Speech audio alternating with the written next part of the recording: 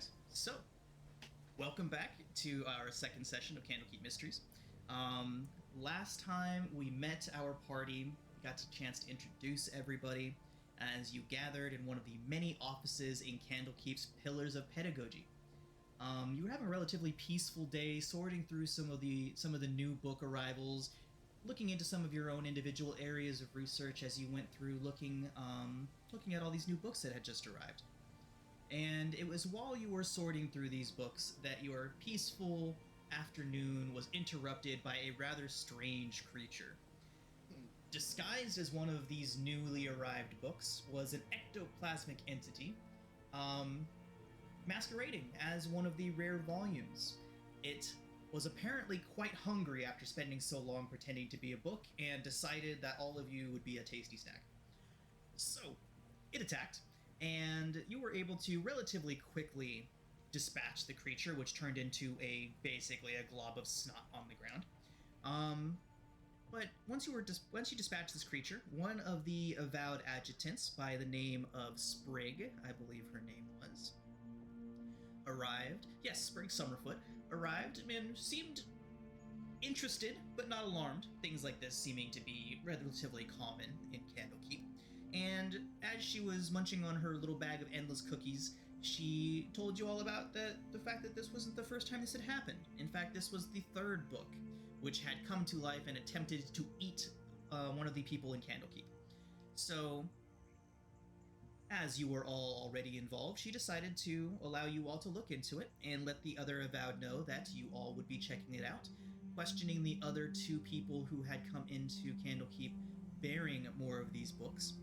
And through that line of questioning, by questioning a couple different people, you were able to ascertain that these books were coming from the same place.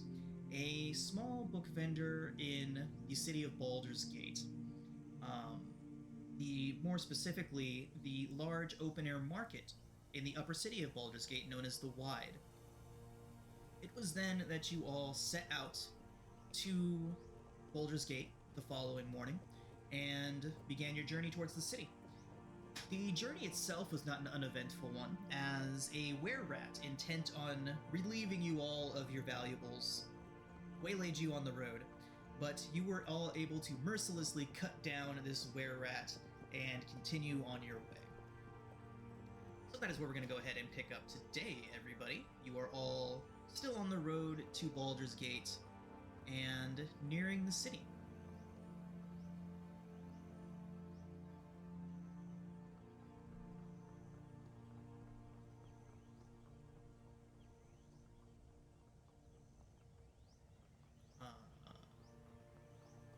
It'd be nice if you guys could see. That'd be good.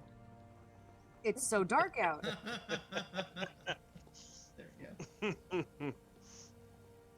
Okay, guys, so you guys would have gotten a chance to rest between your last encounter on the road and here at Baldur's Gate, so you guys should actually have your macros set up for that, but since there's no tokens out, there you have a couple options. You can either drag a token onto the map and use your macros, or you can do your short rest manually, whichever you'd prefer.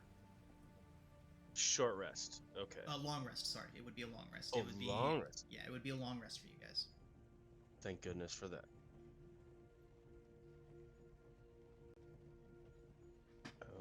Okay. It's a long underscore rest. Yep, exclamation point long underscore rest. I believe you would need to have your token out to do that. Yep, you already do. Excellent. You also should have your macro up there now for your long rest. I do not. You do not. That would Neither do I. Okay, you guys should have it now.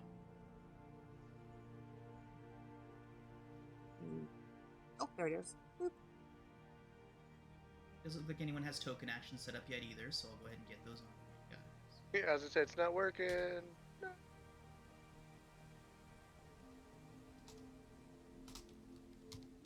And that does seem to be because of this.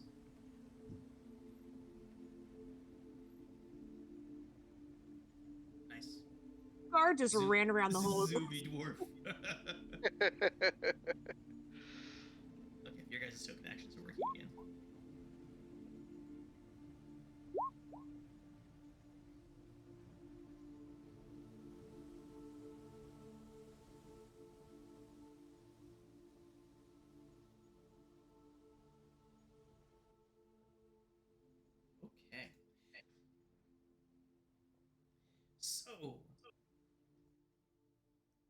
as you all approach Baldur's Gate, the city has a bit of a reputation for being a rough and tumble place.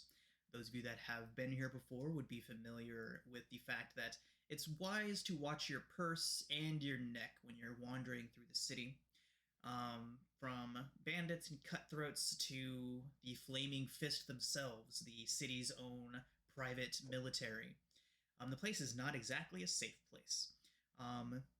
As you approach the city, you find yourselves coming upon a large bridge spanning over the Chiantar River. The bridge is a bustle of activity at this time of the day, it being about 10 o'clock, 11 o'clock in the morning, having spent your last couple hours on the road. The city is absolutely bustling, and Worms Crossing is, to many, the first stop on their way into the city. As you guys approach, you guys can get a good look at Worms Crossing here.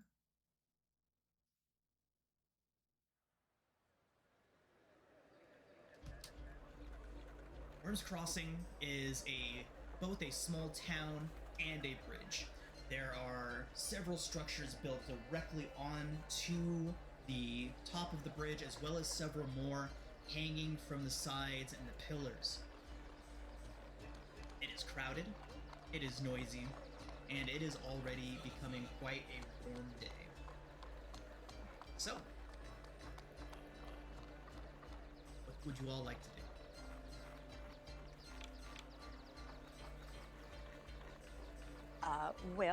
I do think Relade is probably going to pull out an instrument and start making some noise, because that's her favorite. Okay. What kind of instrument? I think we're going to go with violin, like Nice. Lindsay Sterling style. Awesome. Yeah. Yeah. While she's playing, Uskar will definitely be talking to people, trying to figure out where this bookstore is. Okay. Any questioning about the wide, they would direct you, they would just basically point north across the bridge, and you'd get some people saying, it's in the city, it's in the city. Yeah, you guys are still well outside the city proper.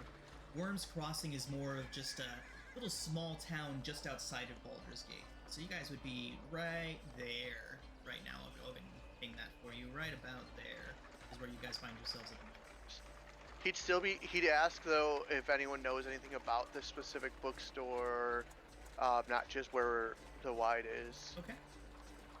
Go ahead and make a charisma investigation check. Charisma? Yeah, you're talking to people.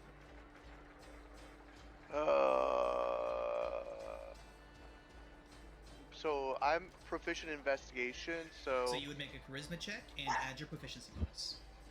Just add it. 4. Everybody kind of just like gives you the side eye as you're walking, as you're trying to grab people to talk to them. And they're like, I don't know, leave me alone, leave me alone. I like you. Okay.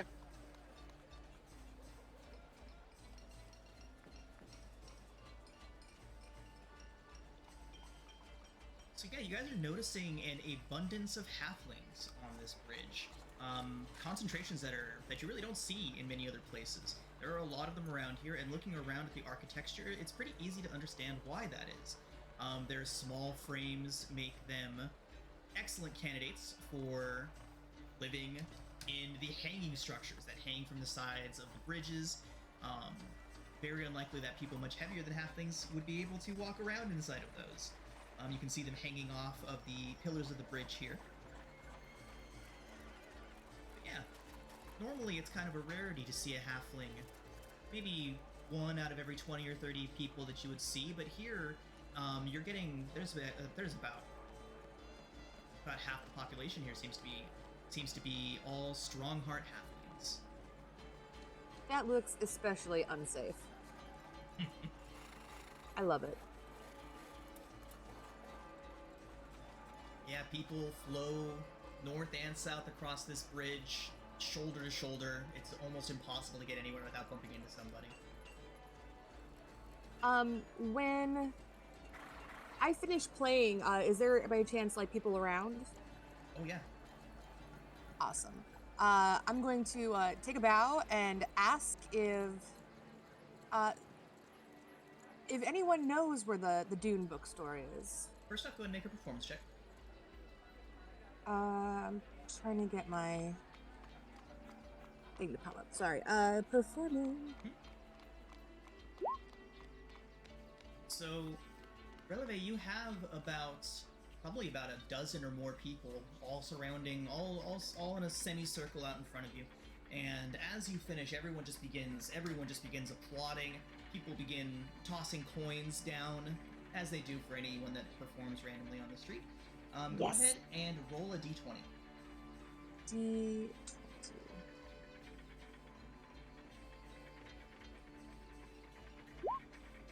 Okay. You have managed to acquire 7 gold in assorted change and assorted Nice. coinage. Thank you. So just before they scatter, I'm going to ask if anyone who is still lingering, if they know where the Dune bookstore is. So one of the halflings would kind of stop and look over towards you. She would approach you and be like, "Oh yes, the Amber Dunes. Great folk, wonderful people. I bought a couple different books from them."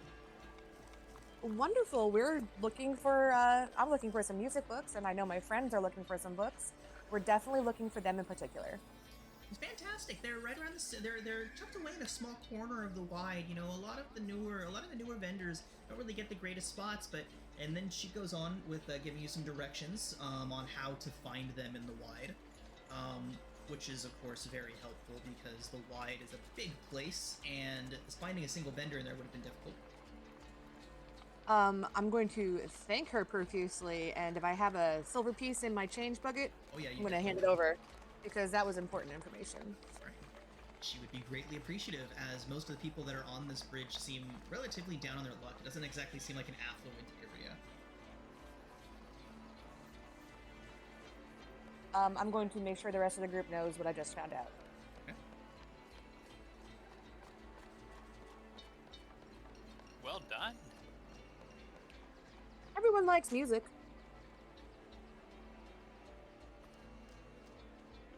So, since Alistair came from Waterdeep originally, I'm assuming he probably came through this area on his way down. Would he know if there's a cost for crossing the bridge or anything like that? Yes, absolutely. There is, in fact, a cost for crossing the bridge. It is a toll of 5 silver, both ways. Good news, guys. I just got our toll money. Even Awesome. better.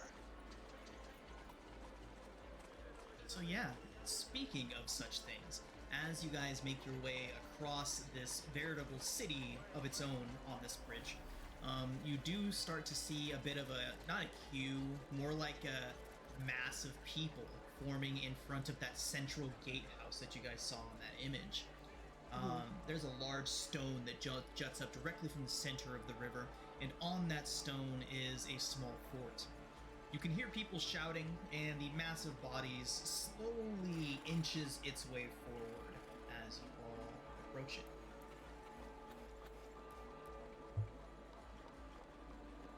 I'm gonna make sure I have my eyes on my change purse. Okay.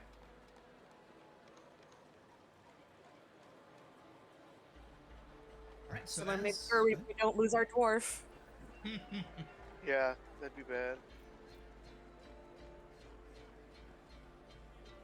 Alright, so as you guys are kind of moving through this mass of people, you can see what the holdup is.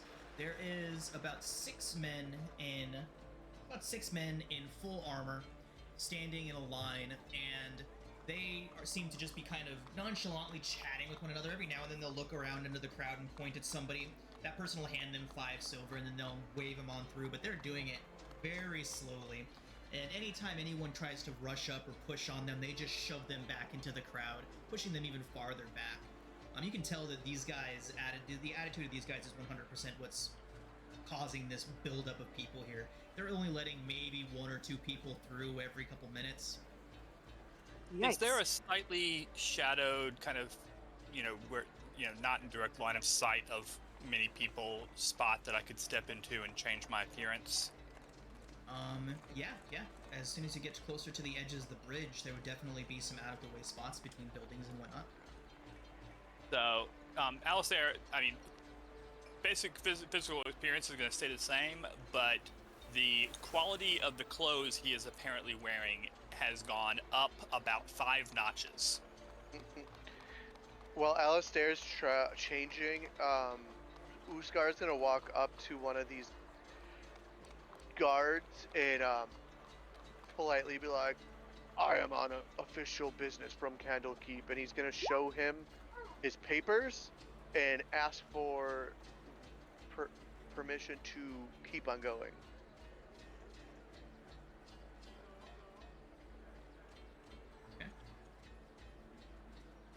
Can I give him a bardic inspiration for that? Okay, Alistair, what is it that you were doing? So, I made myself appear basically Noble-ish? like aristocracy, but the same general appearance other than that, and will join my companions as they're approaching the guards, and if the guards aren't accepting the inquiry, I will put on my best hoity-toity, look down my nose at them and begin to ask them if they know who I am and that they're holding me up. Okay. So, as you approach, first off, Alistair, go ahead and make a perception check.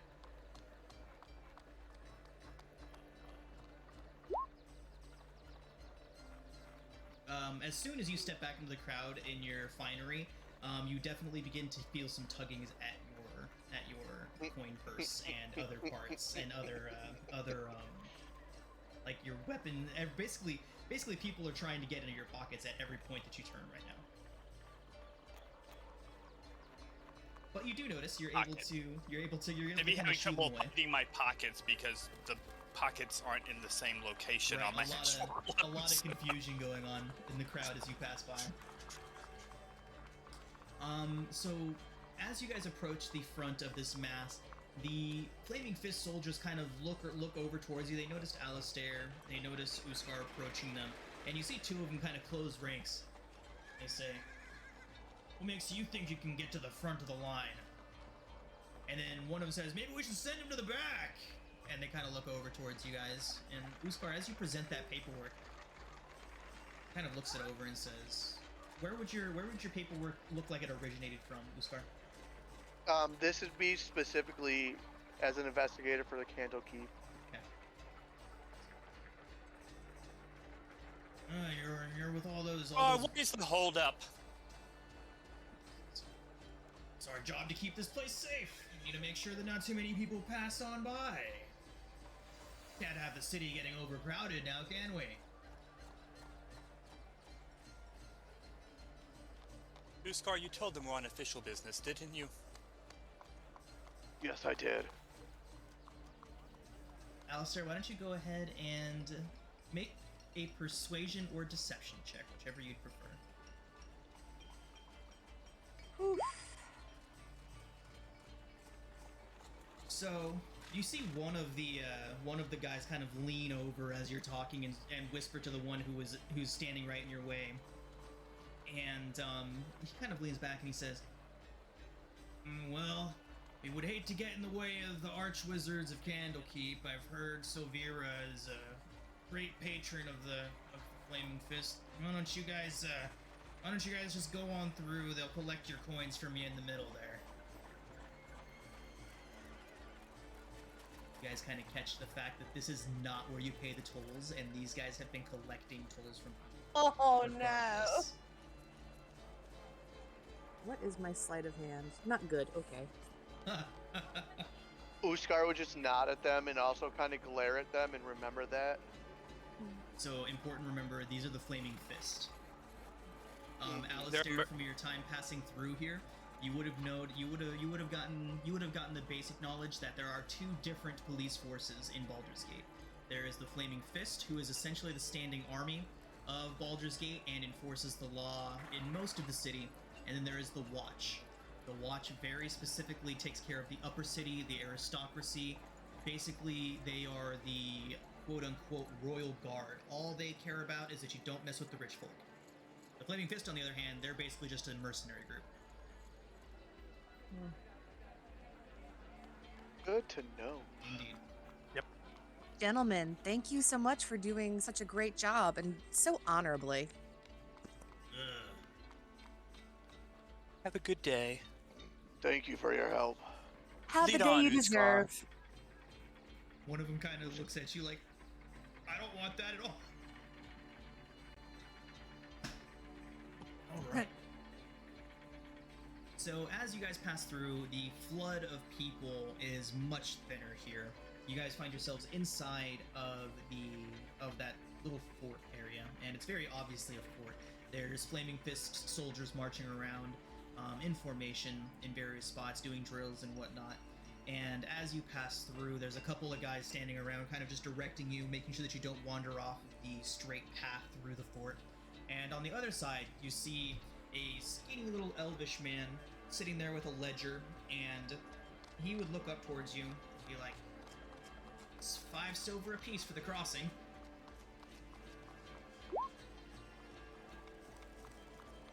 Okay, I'll start. Releve is going to pull it out of the money she just made performing. Okay, and names, please.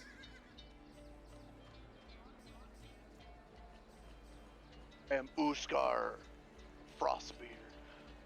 Uskar, and you see him writing it down. He's writing 2 O's. No. Uskar with the dots above it. Oh, okay. And he scratches it out and fixes it. Much better, thank you. Do the rest of you guys give him your real names? Yes, Releve Aria. He writes it down. Oh, you can call me Rigel. Right. Okay. And we'll assume that Alistair... Oh, go ahead. I am Alistair. Writes it down and says, All right. You're free to go in. Don't make any trouble. Why would we ever make any trouble at all? It's Baldur's Gate. Trouble comes to all. How exciting.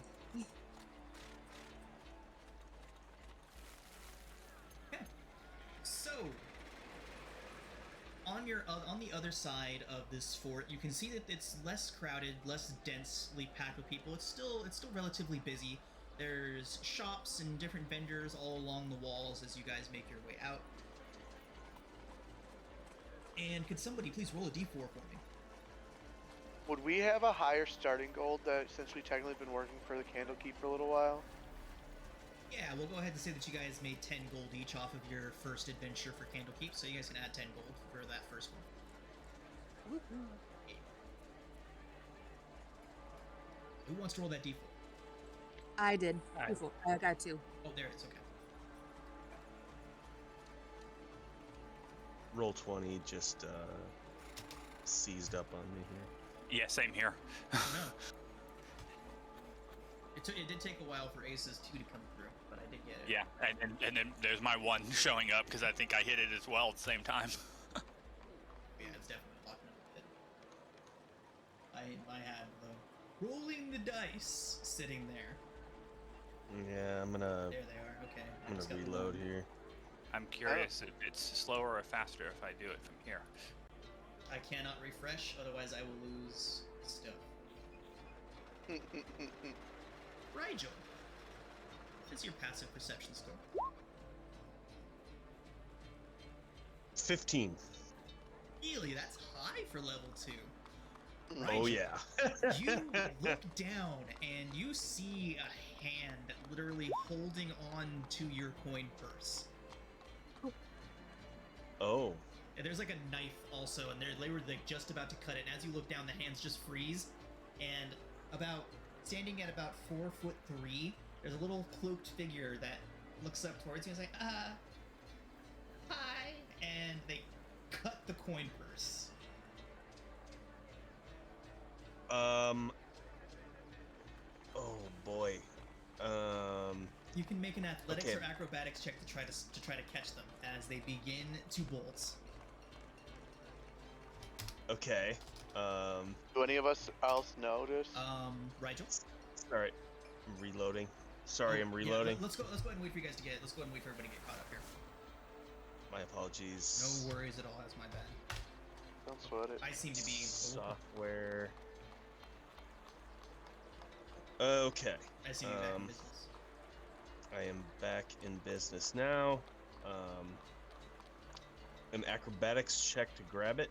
Acrobatics or athletics, whichever you prefer. Let's try to grab it back. The halfling ducks and rolls out of your way nimbly and then pops up in front of you. You guys would all have noticed this whole thing happen. And he says, "Too slow!" and then takes off into the crowd.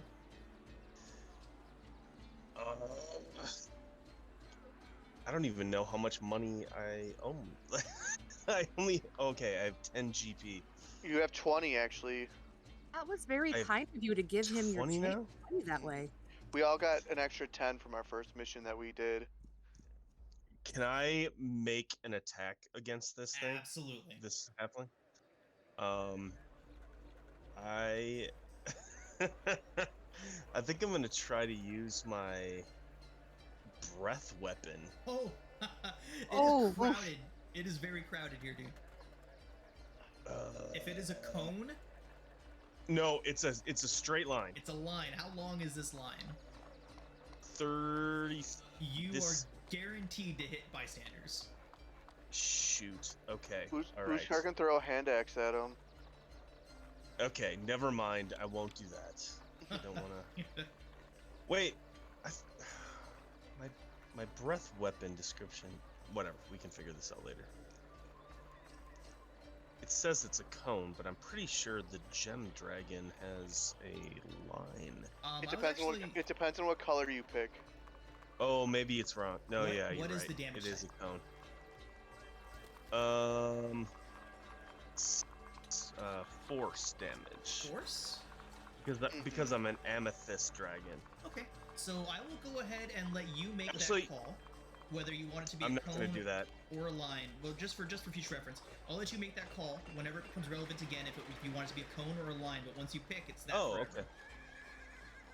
Okay, we'll figure that out. All right. So this little halfling gets. Has your My coin purse, pouch. dodged your initial attempt to try and stop them, and turns, laughs at you, and then turns to run. Would you like me to make him levitate? I mean, that would be amazing. Does Releve see this happen? Oh yeah, as soon as he rolled away from you and popped back up as you tried to grab onto him, everyone would know what's happening. Yeah, please. I mean, Releve, has clearly stated that she is my protector. let her do it. So this halfling turns to run and instead just floats up into the air a few inches, and just you see him floating, and he slowly turns. What is his? Okay. So he slowly you see him trying to run, and he's just running in the air, and he suddenly he realizes what's happening, and he turns towards you all, very sorry. And you can see him trying to make himself smaller. He's like, you wouldn't harm a child, would you? Here. You slowly handing your Is coin this purse a back. child? Make a perception check. Okay. Or make an insight check. I'm sorry. Sure looks like a child. Uskar doesn't care. He doesn't like when people steal, so he's gonna walk up and be like, "Stealing is wrong," and kind of flick him on the nose. Ow! I'm sorry. It's kind of a job. You need a new job, bud. I couldn't agree more. It's And he's just, gonna. do what you're good at. Let your boss know that we are off limits. He kind of glances around all. He says, "Yeah, you guys are pretty. You guys do stand out a bit. I'll be sure to let him know." He's still got his hand held out with the coin purse. Uskar's gonna yank it out of his hand and toss it back to Rigel. It's very Thanks. over aggressive than it needs to be because he's irritated. Releve is going to pull another little silver piece out because she has no real concept of money. Sorry, guys. You're fine. And Play it how just, you play it. If you needed something, you simply had to ask, and she's going to give them the silver piece. I would really like all the gold you have on. No. Thank you. Uskar's gonna throw him a ration and be like, "Get out of my face." Do you drop him, Releve? Because he's still in the Yeah. air. We'll let him down gently.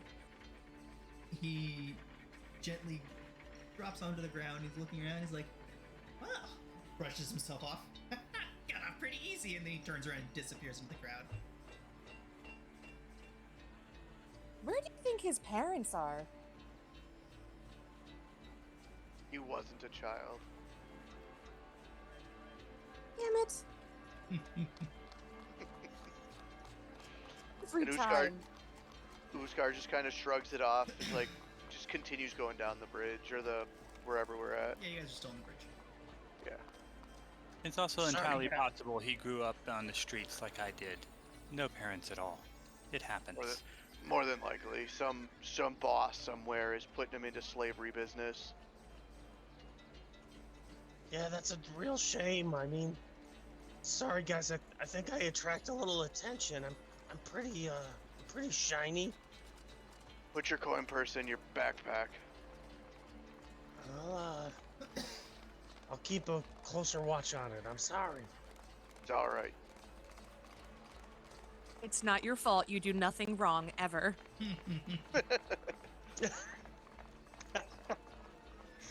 Oh, thanks. Oh boy. I just feel so loved in this group. It's great. Let's try to move along off of this bridge, and we Well, can Uskar's already like get out of these crowds. probably 10 or 15 feet away from you guys already. Oh, He's I slow. feel like he goes through people. Like he just like bulldozes. Yeah, he's like 4 foot something and yeah, like Oh, that's 4'3", great. so he's just like buckling people's knees with his elbows like But what's the in the Hobbit? Oh, never mind. There's 13 of them. I'm never gonna figure out the name of the one I'm thinking of. The But bowling ball. yeah. The bald one with the bald one that has the giant hammer. That's the vibes I get. Not yeah. Sorry. That would be Bomber. Oh, look at that. Nice. He was 6 feet tall if he was an inch. All right, guys. So as you come out onto the other side of Worm's Crossing, you find yourselves in a little bit of a slum. It is most certainly not a very nice place. There are beggars, people of ill repute. You can see people leaning up against buildings, kind of watching you as you pass. They kind of look at you appraisingly, and none of them make any moves towards you. They just let you pass, just eyeing you as you go. They know better than to try something with a group of your appearance. But you definitely feel get like- the vibes. Do I basically look like a big glittering, like, I look like jewels, right? Yes. Yes. Yep. Like Oh, amethyst. boy. Literally, you're a Like, humanoid dragon that looks like amethyst. That just looks With like scales. treasure walking. Yeah. Literally. You Oh, can no. see a couple of them Oh, no. even make like a couple of them even make like payday glances at you, like licking their lips, like. Oh no. Who's And got that? Alistair's current appearance does not help anything much either. Guys, kind of feel like we're getting we're kind of getting like looked over up and down over here. This is not super great. we need to find a cloak or something to hide that shininess on you. Yeah, maybe. Put you in a wizard's robe or something. Hide it all. Everybody, please make a perception check for me as you make your way through. You guys would find yourselves in the outer city areas now, up through here.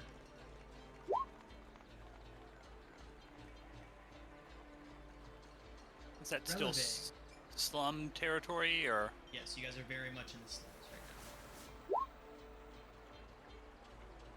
now. Oh, come on, with a So plus Releve, 5. you notice a very thin, wiry man sitting with a group of other people, kind of looking out towards you. He's very specifically watching your group, very much so watching Uskar. And you see him kind of tilt his head up and just take a big sniff of the air. And his eyes narrow at Uskar as he passes. As soon as he's Releve- noticed... Go ahead. I was gonna say Releve is also gonna sniff the air, like why? And kind of nudge Uskar. Well, I guess his height. She's gonna kind of like tap him on the head, just like tap tap, and point. As soon as this person sees that you've noticed him, he ducks into an alleyway and out of sight. That was very, very strange. Releve, What as was the only that? one that saw this individual, could you please make a... Go ahead and call it... Checks like this are kind of weird. Let's say another perception check. Okay. He looks strikingly similar to that rat man that you guys slew on the road. Ruh-roh. I'm going to let Uskar know that. Uskar, you are the one that dealt the killing blow to that guy, right? Big bad guy? No, the rat man in the last session. You mean the one that I couldn't damage? No. Oh, who dealt the killing blow? I think it Rigel. Ah, It was It might have magic. been me. okay. I So did- Rigel, I I'm did sorry, blast it that would've guy been- pretty It hard. would have been you that he looked towards. No, because Rigel did it from range. So Uskar, it was you. You were the one standing right over him as he died. Mm-hmm. Okay, so yeah, it would have been Uskar. Oh boy. Uskar doesn't Thank like God this. for that. So, Uskar's Yeah. in his inquisitive mind would want to figure out why this guy's giving him a glaring look. Would look at the people and be like, we should figure out what that guy's doing. Well, he was with a group. That group. Right there. Wait, so Releve has communicated this to us now? Yeah, Yeah. and she's just standing there pointing openly at this group. Oh, maybe he has a twin brother or something. There's Ew. about 6 or 7 of them. I'm not that similar. Definitely a family resemblance though. There's about 6 or looks 7 very of them all ratty. standing around. They're all very gaunt, very thin, patchy beards, thinning hair. About 6 or 7 of them. So Wait, she's these- explained this guy looks like a family member of the guy we dealt with on the road. Yes. Sorry, I Okay. thought this guy ran off. Now He there's did. The first but one there's, did. There was there's about 6 or 7 more of them around. He was standing in Oh, a group. and He they- was standing in a group I of got others. you. You guys, I think these guys want to do us harm. Uskar's gonna look at him and kind of like tap on his battle axe and be like, "What?" They just kind of stare at you, and then they kind of shrug their shoulders, and then just resume speaking to one another. Where's your leader? Why is he glaring at us? Have you approached them? Oh yeah. Sorry, I thought I So- said that. One of them Oh, would boy. jump down off of a barrel he was sitting on and says, "Oh, Grim? I don't know, he always looks at people funny. I don't appreciate it. I really don't give a shit what you appreciate and what you don't." Where is he? Shrugs his shoulders. Did Releve see which direction he ran off? Did I see which direction he ran off? You did. He would have just turned and gone down the alley, which you guys are standing in front of now. You can see down that alley. It goes down a couple of blocks, and it does appear to be empty now. I'm gonna just point down the alley, but let you know. Well, he doesn't seem to be there now. We have a more We should- important mission. We can deal with these guys on the way out. The one that's, that's standing in right. front of you kind of Yeah, gives that's you like right. a half smile. Yeah, that's right. My friend Uskar, he could kick all your asses. We beat one of your friends down on the road up here. We can kick all your asses. That's right. right? Rigel. all right. Rigel. Two It more of kind them of jump. looked Two more of them like- kind of saunter off of the seats. There's places where they're sitting and stand and cross their arms. This just turned into my dad's bigger than your dad. Mhm, Guys, mhm. it sort of looks like perhaps life has already kicked their asses. They're Perhaps not worth we our move time. on. We have stuff Yeah, to do. that's right. As you guys Right. are saying They're not that, worth our time. a small squad of Flaming Fist soldiers are turning a corner, talking to each other. These guys all kind of look over towards them. These six wiry, gaunt guys kind of look over towards the Flaming Fist, and they look over towards you, and we'll be seeing you again.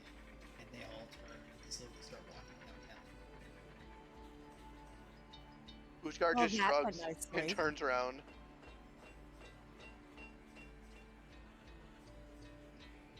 Shall we continue? Guys, we're making a lot of friends here. This is great. Lots and lots of friends. Right way to do it. Yellowbay would like to schedule time to teach Rigel how to shit talk.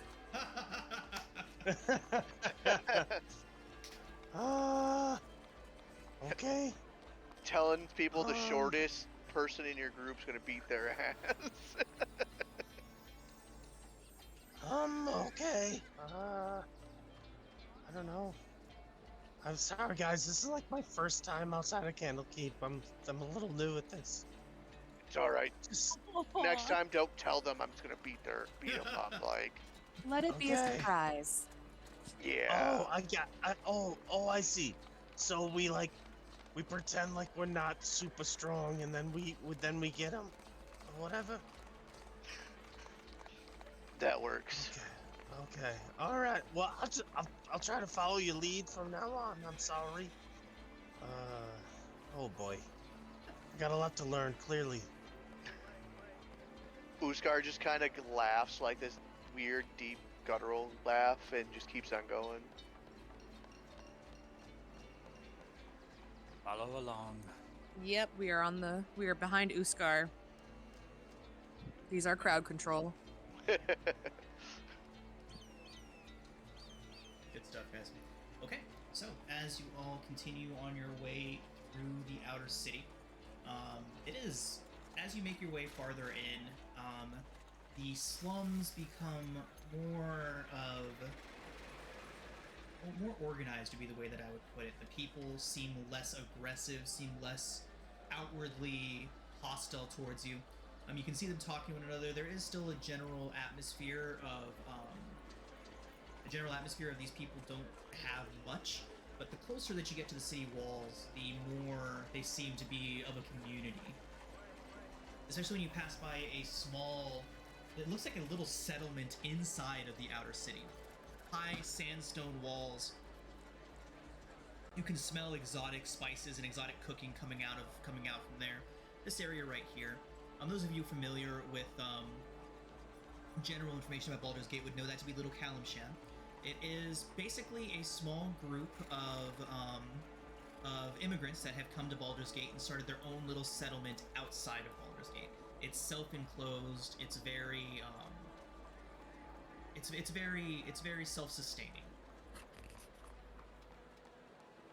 You guys know that if you were ever looking for exotic spices or anything from the far southern regions of the Sword Coast, that this would be the place to go. Yeah, just a little aside there. Awesome. Okay. So yeah, as you guys make your way through, you finally arrive at the outer walls of Baldur's Gate, in front of the famous and infamous Basilisk Gate. Many a battle has been fought in front of these walls. Many a story that can be told about the Basilisk Gate. Very, very well-known place. But as you all make your way towards that gate, the gates are open, as they customarily are at this time of day. And there is a small contingent of Flaming Fist mercenaries kind of standing around on the outside, kind of looking around. They look a little bored. They don't really seem to be looking for any trouble. They're kind of just watching the people as they pass by and into the city.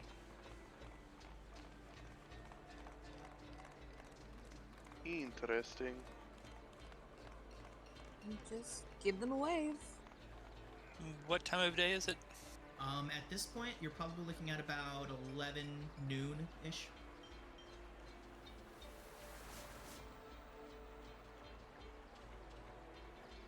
As we are passing through, excuse me, sir. Could I ask you a question, please? Are you still in your finery? Oh yes. Okay. One of them kind of glances over towards you, gives you a look up and down. He says, "What do you want? We ain't the watch down here, so if you got any strange requests for me, just move along." I'm just looking for the quickest route to the Wide. Well, yeah, we can do that. And so he'll give you some directions. Basically, just you head down there until you get to there, and then you head north and keep going until you get to another wall. Thank you very much, good sir. Have a good day. Yeah, And- you stay safe in there.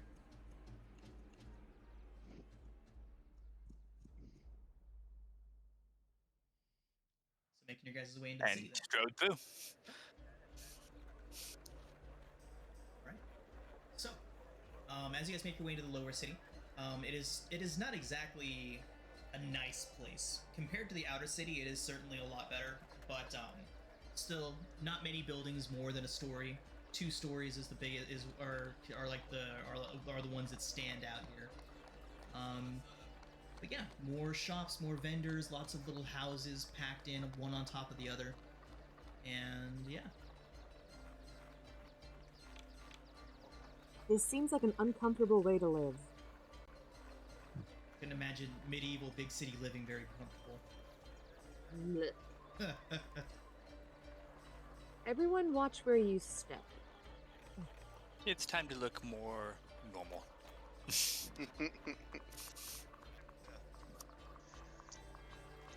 Watch where you step. What do you mean? And then he just steps right into a big pile of. Yeah. Human excrement. Right. Oh no! Oh no! Prestidigitation.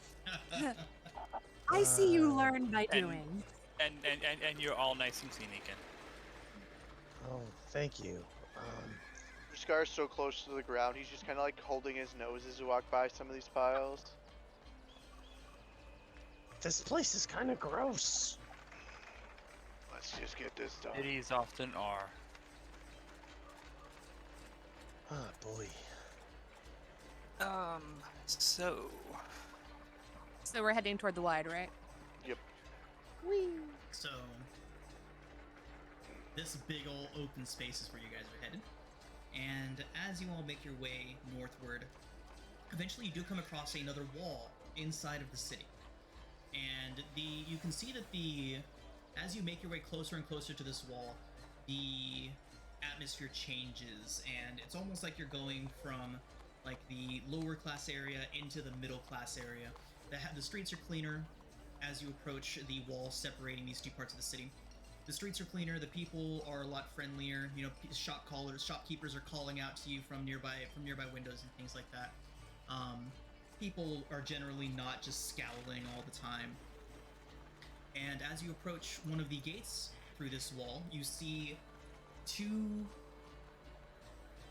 armored men wearing very different types of armor than what you were seeing before. Before, with the Flaming Fist, it was very functional. It was a breastplate with a red and gold tunic over the front of it. You know, very, very much just very just utilitarian. You know, only what they needed, but they were well equipped. These guys, on the other hand, are peacocks in armor. You know, they have super bright, elaborate cloaks, all kinds of different embellishments coming off of them. They make a profile that's about 3 feet wide and almost 6 feet tall, even on the average person. They are very much in uniforms designed to stand out. And Alistair, have you switched back, or are you still in your finery? I had switched back. Okay. So as you all approach, these 2 guys step in front of the gateway, and they say, "It's your business in the upper city." Uskar would just pull his papers out. We are on official business. He looks at it, says, looks over towards his partner and says, "Give him a day token. Just one." And one of them goes over a little bit into the gatehouse area and comes back, and he has a little spherical token that has the symbol of Baldur's Gate on it, and he hands it over to you and he says, "Make sure you're out of the upper city by nightfall."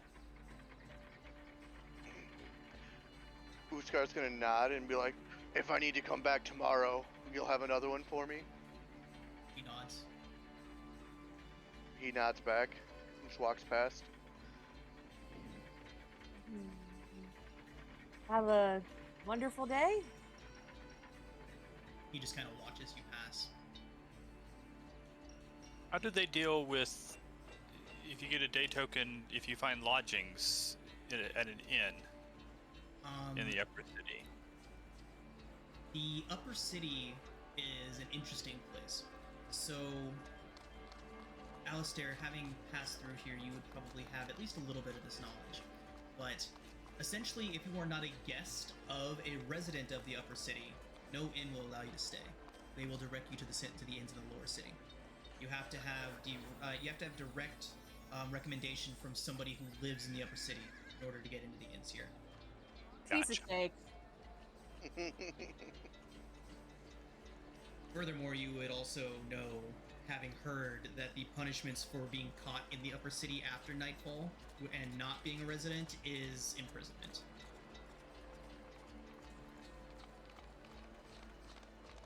Well, Lovely. Yeah. Oh, jeez. Okay. Yeah, it's a very, Baldur's very Gate don't stark play. divide between the haves and the have-nots in Baldur's Gate. And as soon as you guys pass through here, the entire atmosphere just changes completely once you're here. This place is home to patriarchs, the wealthiest citizens of Baldur's Gate. You can see all kinds of magical lanterns all over the walls. Though it is daytime, you can still see that they're multicolored and they are still lit as if by continual flame spells of various different colors and styles. There's luxurious boutiques. You can see expensive restaurants with very well-dressed and affluent people sitting outside. There's elegantly dressed residents walking all around, and you guys are getting sideways glances from nearly everybody as you pass. Well, since they're watching anyway, I'm just gonna pull the violin back out. And we head toward the wide. Playing as you walk, Releve, or are you stopping? 100%. No, I'll just keep play as I walk. Bring the party with me.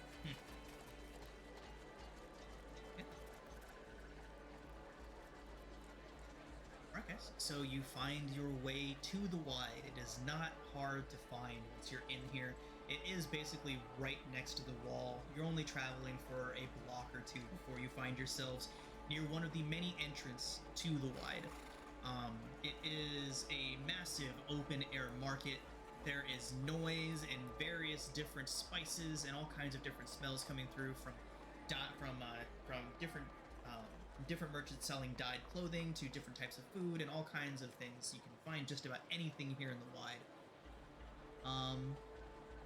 But yeah, as you see the entrance to the wide, it's just basically just ropes sanctioning off this area. And every now and then there's a break in the rope with 2 or 3 of the watch standing nearby. These members of the watch are not wearing the same over embellishments that the ones at the gate were. The ones at the gate were very clearly just meant to look as peacockish as they could. These guys are wearing simple breastplates with blue tunics over the front of them. Their armor is spotless compared to the Flaming Fist, who looked well used and had seen a lot of action.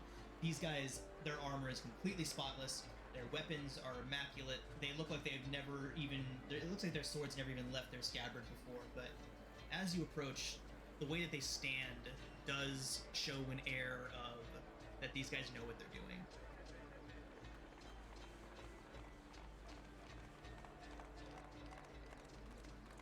So yeah, they don't seem to be blocking your way or anything. They're just there to provide security.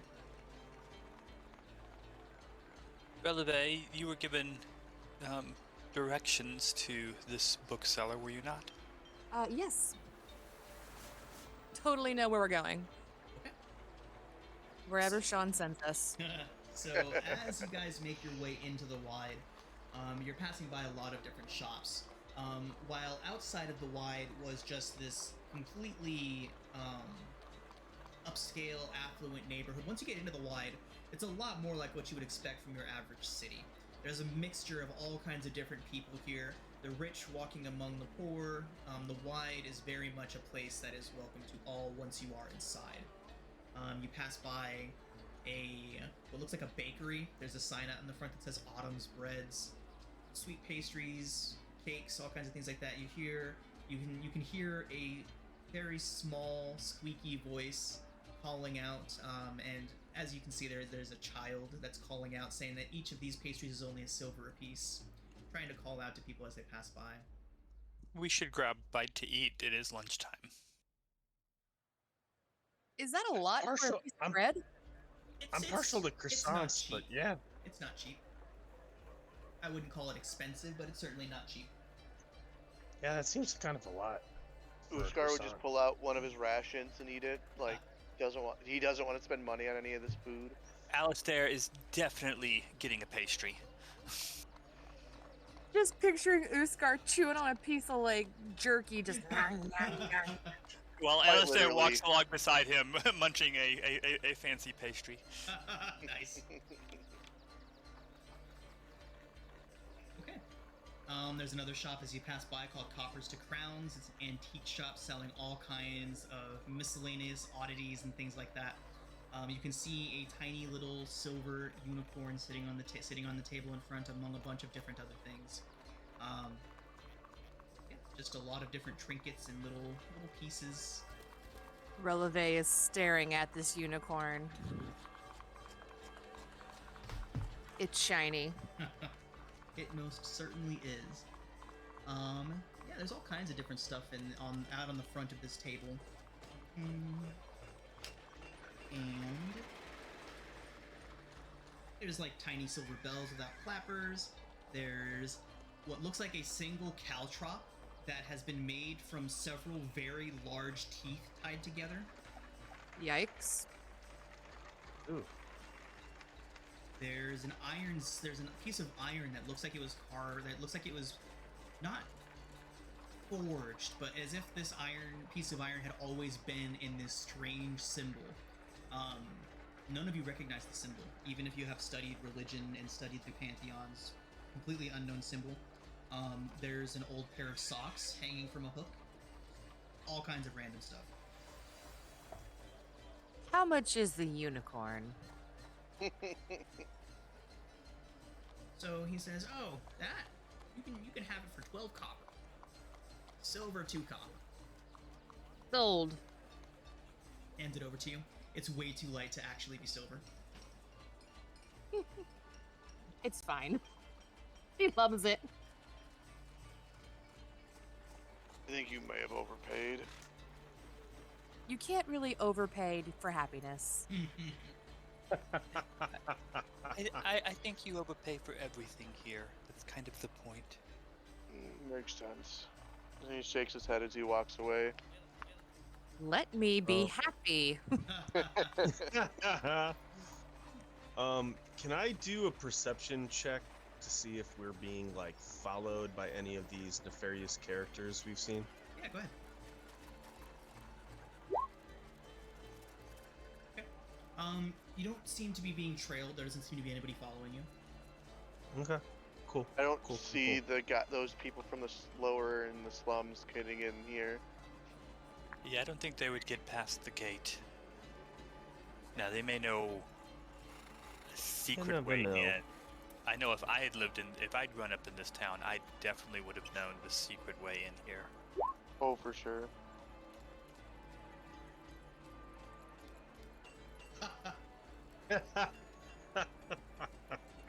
Alright. Oh, So boy. yeah, you pass by a gem shop. There's like a variety of different gemstones. You can see there are 2 very large guards. One of them is a Goliath. The other one looks like he might be an ogre, but a little bit small.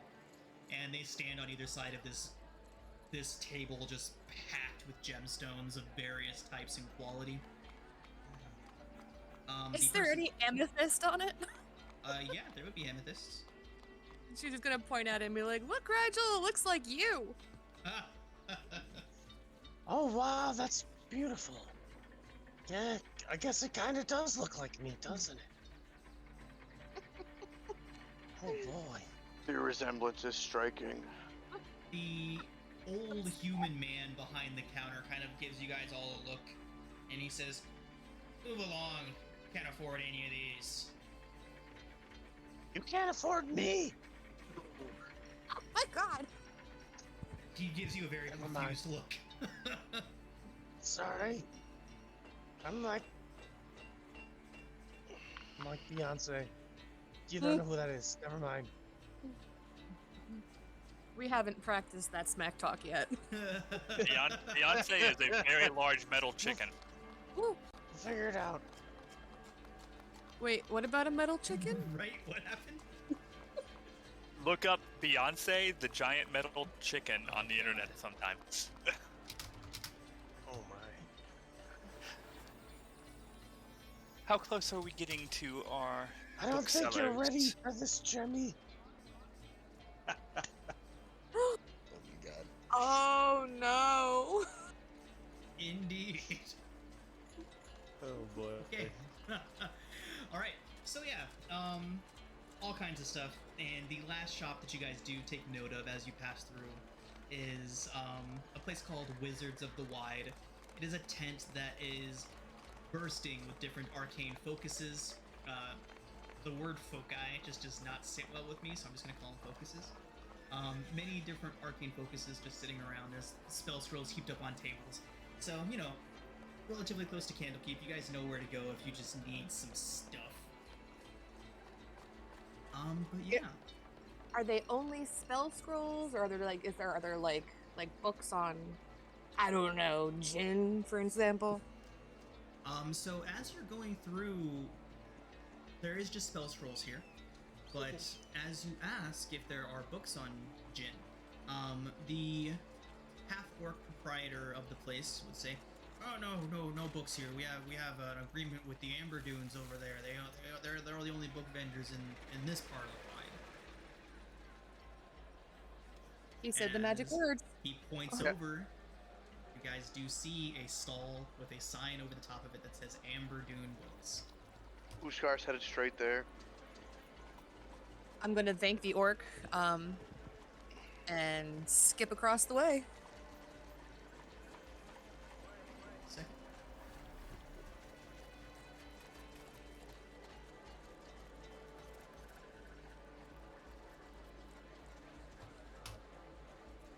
There we go. Okay. So as you guys approach, it is a relatively well-kept shop. There's 3 or 4 people outside perusing books. There's many books here, several hundred on the shelves that they have behind them. You have several customers here, and as you guys approach, you can see that.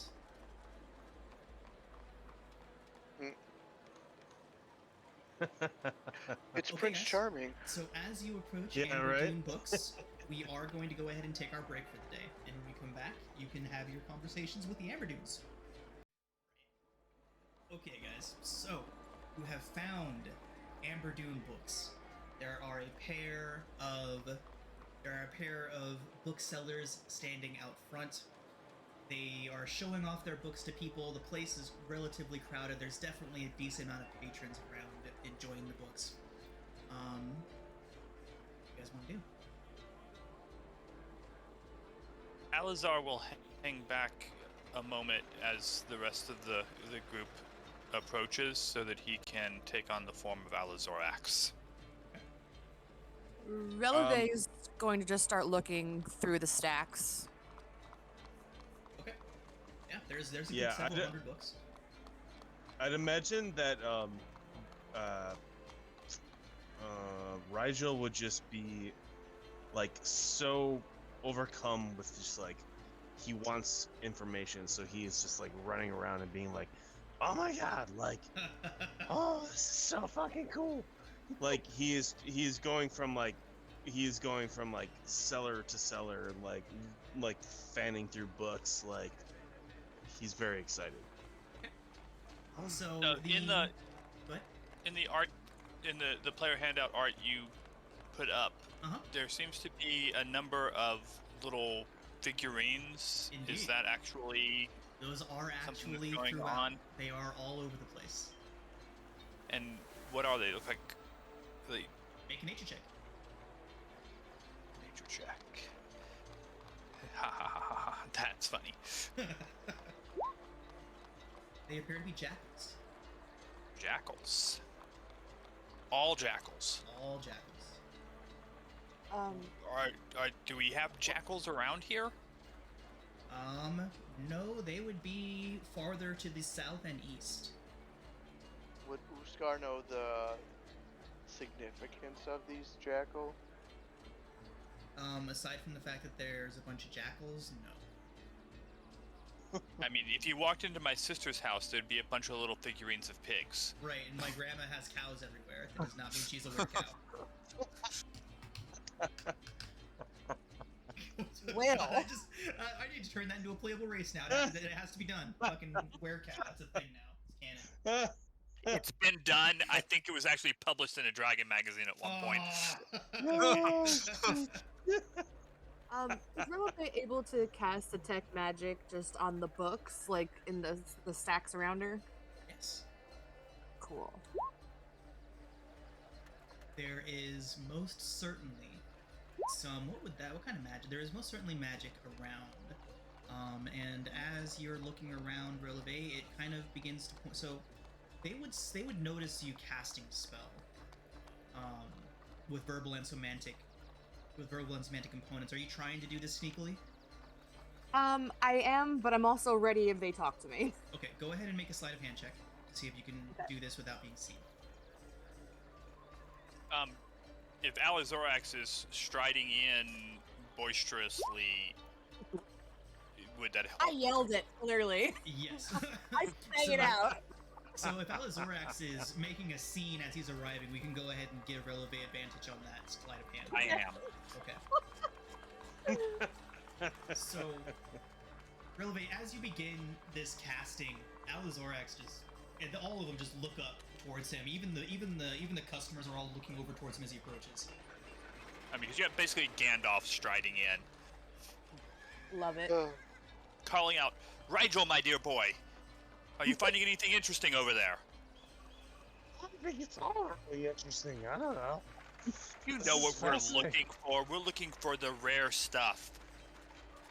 Oh, yeah, for sure. The really interesting stuff, the rare shit. Yes. Okay. We're off to Candlekeep next week. We need to have a good book or two with us. Yeah, for sure. Alizorax, did you mention Candlekeep within earshot of the book vendors? Within was his earshot of point. everybody present. Cool. So, as you guys are doing this, I need all of you to make perception checks first. And as this whole situation is playing out, Oh. Releve, you 100% get that there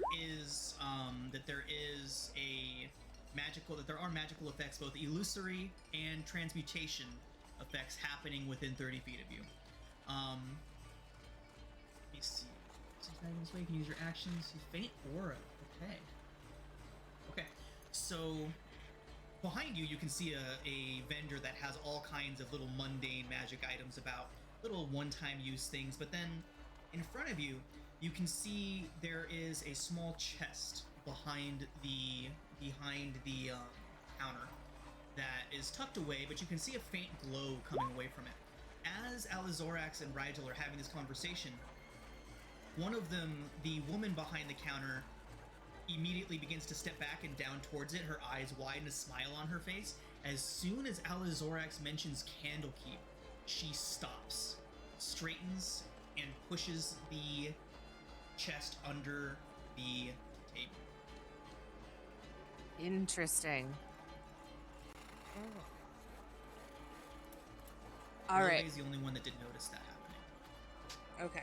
Uskar didn't w- notice shit. Uskar, where are you? Are you with me or are you with Gandalf? He'd probably not be by Gandalf because he's not interested as much as you guys are in this stuff. And Gandalf lied, and he doesn't want to be really that close to him.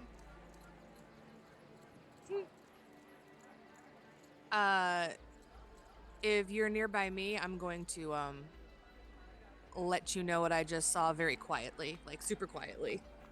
Because you're low to the ground and anyone can get under a table quickly, it's you. So there's basically like a counter. Like this is like it looks like a stall more than a store, right? Correct. Okay. So as Rigel and Alizorax are having this conversation, and Releve whispers what she just saw over to them. The man standing out in the front, bespectacled and a little bit shy, approaches with some books. He says, "I couldn't help but overhear.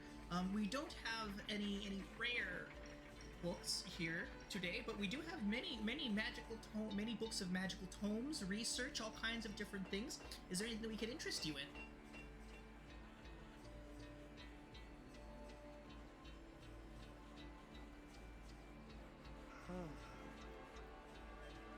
What kind of books are you looking for?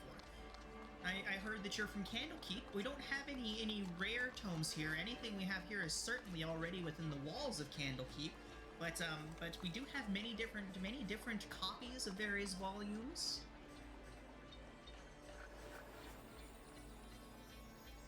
Al, you there? Sorry, I was on mute. Oh, nice. I'm not from Candlekeep, young man. I'm going to Candlekeep, My mistake. hoping to study there. You'll be I was- looking for a rare book then to present at the Emerald Gate. I am. Probably more than one. Alas, we have no such rare books here. We are but a... None? No, none. A colleague of mine sent me a sending a 10-day ago or so, saying that they'd gotten a wonderful book here, and had made it to Candlekeep and gotten in. I believe it was called what was the name of that book? Mazfroth something. Let's go ahead and get some insight checks from anyone that is watching the woman behind the stall. I don't believe a thing this guy's saying, but I'm not wise. That I'm saying? No, the guy you're talking to. I'm like, Yeah. I wish I could. Nope, can't do that. Which My book did you tell her it was? dice are on fire Did you tell tonight. the guy that you're talking to? Mazfroth something or another. Cross Mighty Digressions. So the Yeah, woman... no, I didn't. I was being kind of absent-minded. I never said Got it. the full title. Just Mazfroth something. Something or another. The woman behind the counter says, "Inbar, that's enough. I'll help these people out. We did indeed sell a copy of Mazfroth's Mighty Digressions not long ago. However, we That's have the one. just the one, indeed. We have no more copies of the book about, nor do we have any other rare books of interest. I'm not looking for that one. Obviously, somebody's already taken that one to Candlekeep. I need something special. They took the book to Candlekeep, did they? That's what my colleague said. Said he was gotten through the Emerald Gate. Was quite happy about it. So the book is in the fortress, then? I assume? Releve and Alistair, this woman is nervous. This information does not make her happy in the slightest. She is almost on the verge of shaking visibly. Interesting. Well, I assure you, we have nothing more of any interest to this. Are to you the- okay? You don't look like you're feeling well. I'm fine. I'm fine. Into Candlekeep. How is the Great Fortress doing now? Is everything great there? I don't know. The last I heard was the sending I got from my colleague. he said he'd gotten through, and with a book that he got here, he said that y'all had shown him several books, all We have sold through our stock rare of rare originals. books. We have sold through our stock of rare books. We have no more, nothing else of interest to Candlekeep here. Do you have a source? Surely you have a. Could you tell me who did you get this copy of Mazroth from? Maybe they have it. Maybe they have something new. We traded it. We traded it from another book vendor on the opposite side of the Wide. And what book vendor would that be, if you don't mind me asking? Because everybody I talked to coming in said that you were the people to talk to. He's an unknown vendor on the other side, not very well known, very quiet, keeps to himself. His name is Farnsworth. Farnsworth Fine Books. Yes, Farnsworth Fine Books across the Wide, the other side of the Wide. You should go check it out. Other He may have some side. rare books. Yes. I think I may. Perhaps you should. The man in front of you guys is stock still, just like he's not said a word since this other woman has started talking. The other gentleman who was helping also said that you might have some magical tomes. I'm Books- always looking books for a about new magic. spell. We don't Books have about any spell magic. books, unfortunately. Only books about magics, the study, academic studies of various types of magic and different abilities. I'm always interested in the theory of transforming creatures into objects as a way of hiding them. Do you have any books of that nature? Her eyes are practically bulging out of her bones. No, I'm afraid I have no idea what it is you're talking about. What about the elemental plane of Earth? That's another area that I am studying. She visibly calms a bit, and she says, "Well, yes, I do have some books on the Great Wheel and other planes.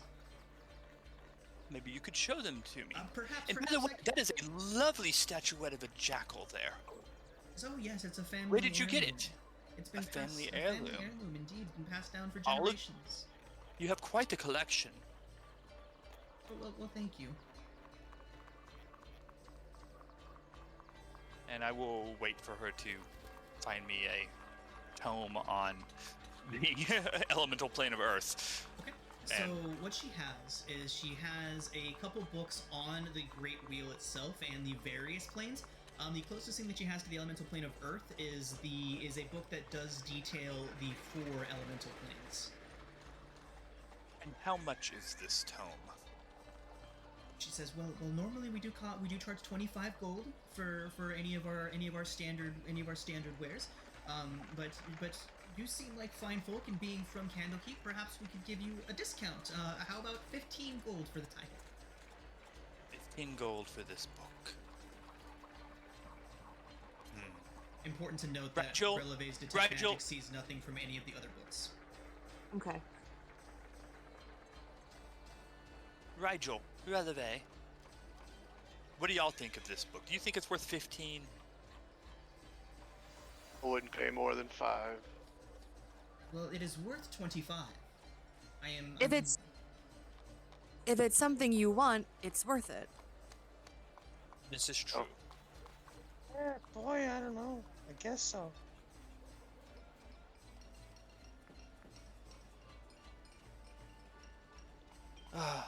What I really need, though, is something to get me into Candlekeep. I will keep this book in mind. Is there anything else y'all were doing here? Yes, actually, I'm looking for information on gin. Releve is going to sit on the counter and swing her legs over, right where the box is, but she's not going to touch anything. She's just going to sit there so her legs are dangling. Okay. The woman behind the counter kind of looks at you. She's like, "Ma'am, I'm afraid I do need to ask you to return to the other side of the counter. I would hate to have to get the watch involved here." She's going to pull out her little pan flutes and just I just, we've been walking for days. I'm exhausted. And she's going to start emptying her pockets out. And I mean, everything. Every instrument, every weapon is going to be every ration is going to start piling up on the counter around her. So, the woman behind the counter is looking quite confused, and she says, the gin. A book on was it?" gin, yes.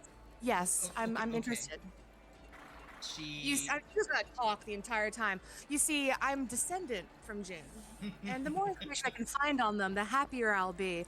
And I have some gold coins with me, and She's from what my reaching up friends towards a tell book. me- She's like, she pulls it down and it says distillates and distilleries, and she's like, oh, gin. And then she puts the book back.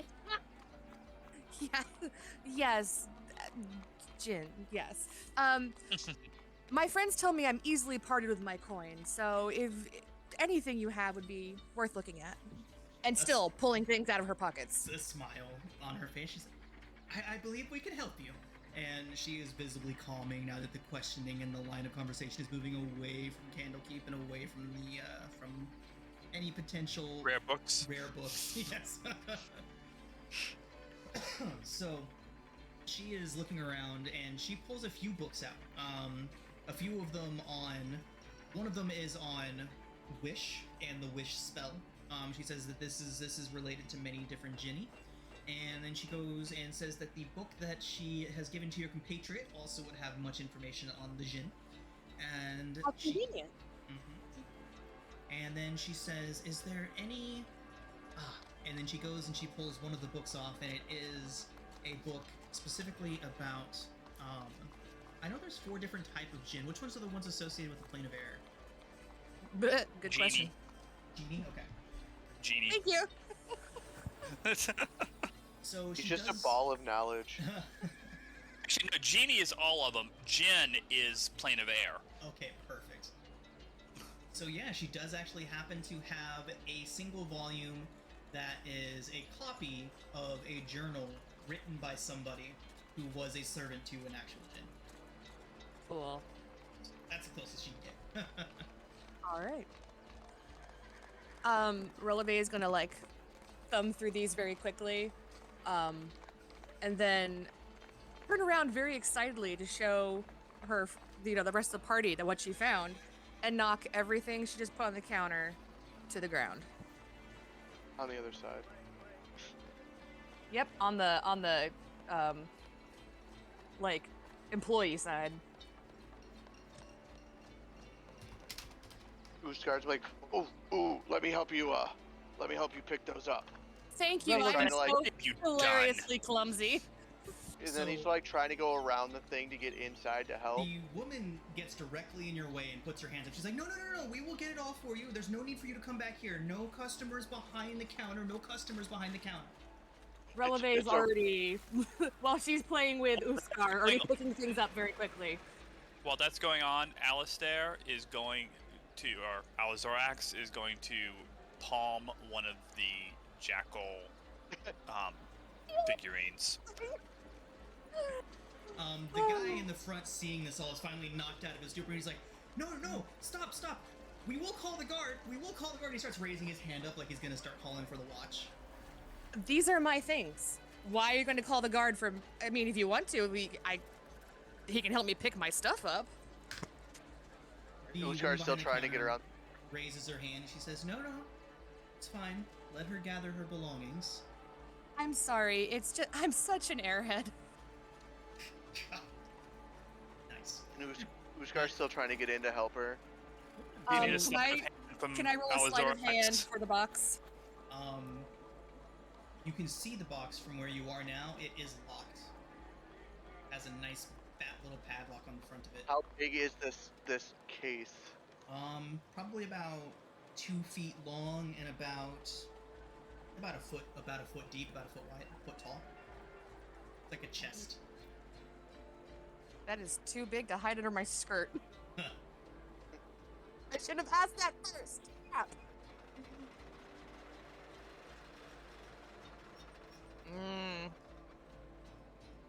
I'm thinking. Hold on. I don't have anything that would be helpful.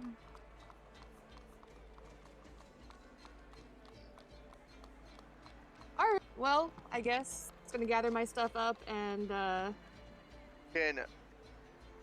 Can Uskar see the chest from the side? Like, is he like around the side? Can he see it? Well, you said it's a table, right? Like a table with like a cloth on it? Here, I'll show you guys the image, and you can use that as a reference. Sorry. Are you good? The image looks like it's a wood front. It does. Okay. So she can't shove it to the other side. Does not appear so. Okay. With Uskar being around the side, can he see the chest? Yes, you can see.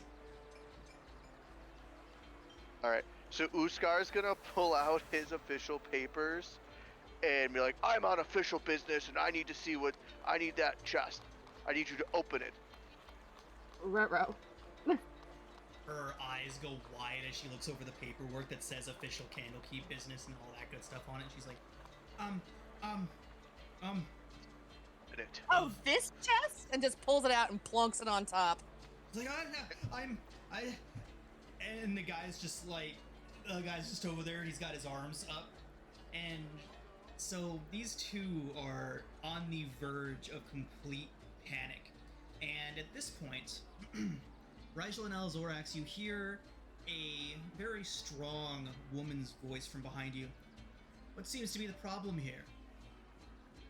Uskar's gonna look like just barely peer over the table and be like, we're on our official Candlekeep business. Yeah, what is behind us all of a sudden? So there is a woman in her early 30s or so, tall and imposing. She has an air of authority about her. And Alizorax, this woman fits the description given to you by Valor to a T. Aha! So she stands there and she says, I can see that. What business does Candlekeep have with us?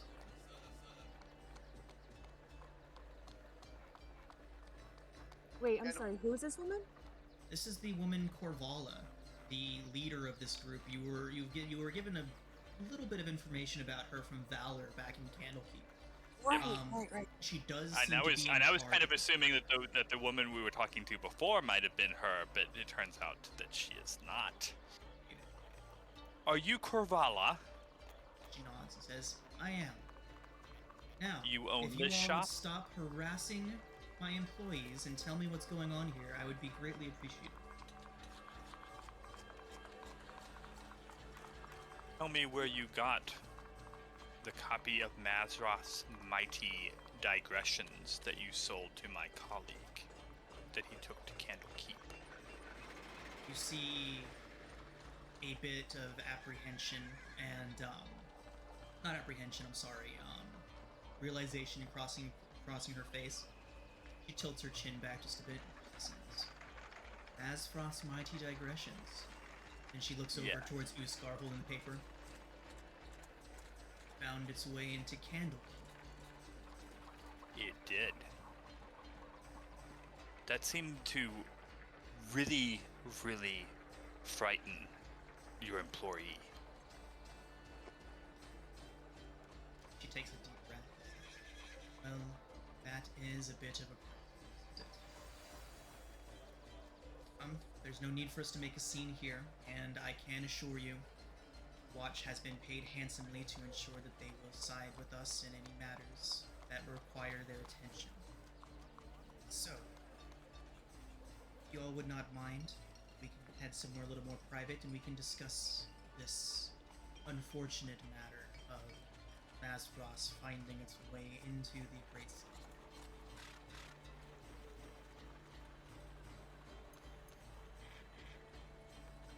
Where do you suggest?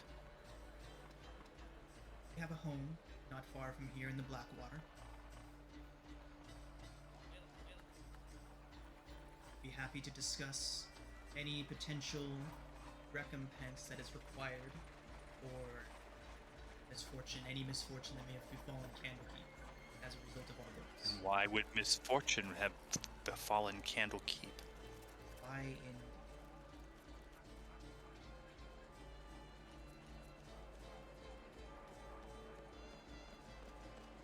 She looks over to the other booksellers. Avani, Inbar, pack it up, we're done for the day. We're going to accompany our new friends here back to our home, and we can discuss civilly how we may be able to make this right. Uskar just looks back Sure. over the counter. Bring the chest with. Is The woman behind Releve the counter looks towards Corvala, and Corvala gives a slight nod. able to that book on Jin take it, like sleight of hand it with her? Yeah, go ahead and make a sleight of hand check. Right, just gathered up with the rest of the stuff. Oh. Second.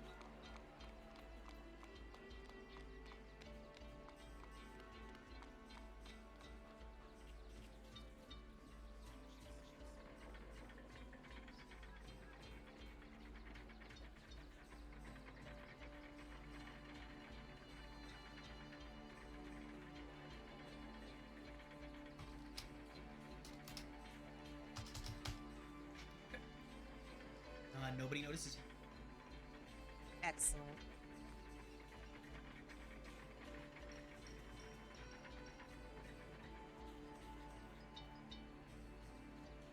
You're not trying to lure us somewhere where you can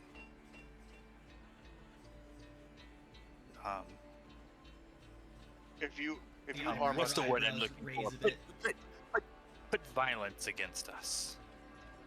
Believe me when I tell you, violence is the last thing that I wish. well, I hope Inside so. check.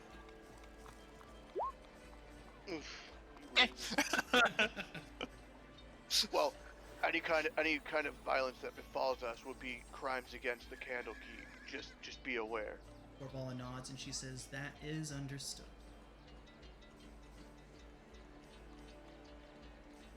Something tells me she doesn't care if there's violence against Candlekeep. Well, it'd be a crime. He said it's a crime against them, so. she'd Well, have to she's a deal with that. criminal.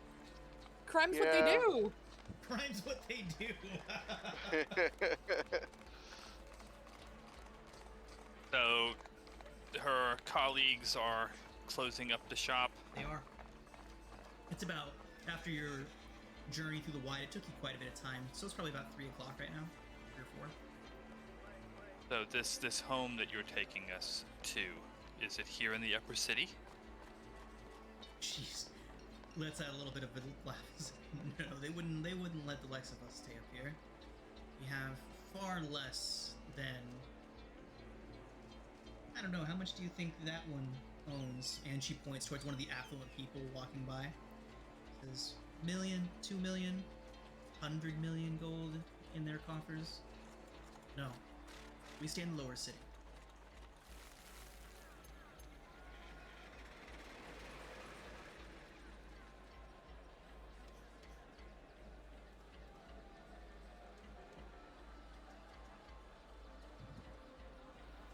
So as the other pack members continue packing everything up, she says, "My associates will follow shortly. Would you like to follow me?" Uskar got the chest. Yeah, Uskar's gonna grab the chest, be like, "Let's go." So as you lift it up, the woman behind it has her hands on it too, and she's trying to keep it from you. And again, she looks over towards Corvala as she's like trying to wrest the chest from you. Go ahead and Uskar's make gonna- an athletics check. Uskar. Ah. Oh! So, Uskar, you lift the chest, and she's grabbing it in such a way that you lift her bodily off the ground with it, and she's like holding on to it for dear life as you hold on to it. She's like a good like couple inches off of the ground. Just from like the angle that you've lifted. Perfect. And Corvala says, Avani, it's fine. Let him take it." She lets go and drops down a couple inches down to the ground. And Uskar's gonna look at it and be like, "At this time, this is evidence."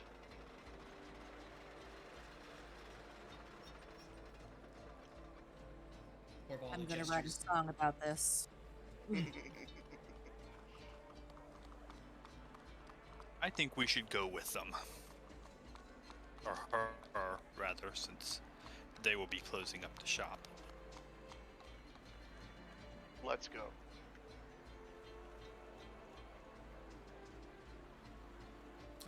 We are at your disposal, my lady. She nods and says, "This way," and begins walking away from the wide.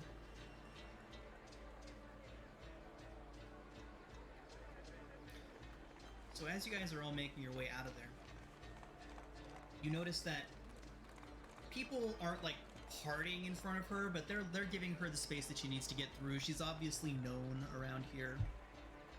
And yeah, you exit the wide and make your way out. You know, there's obviously nobody checking who leaves the upper city, so you're able to just walk right through the gates. Uskar's gonna flip the day coin back to the guard. He reaches up and catches it in both hands. His armor makes it very clunky. He's barely able to grab it. He just kind of gives him a nod. The other one that's not struggling to keep his balance is nods back at you.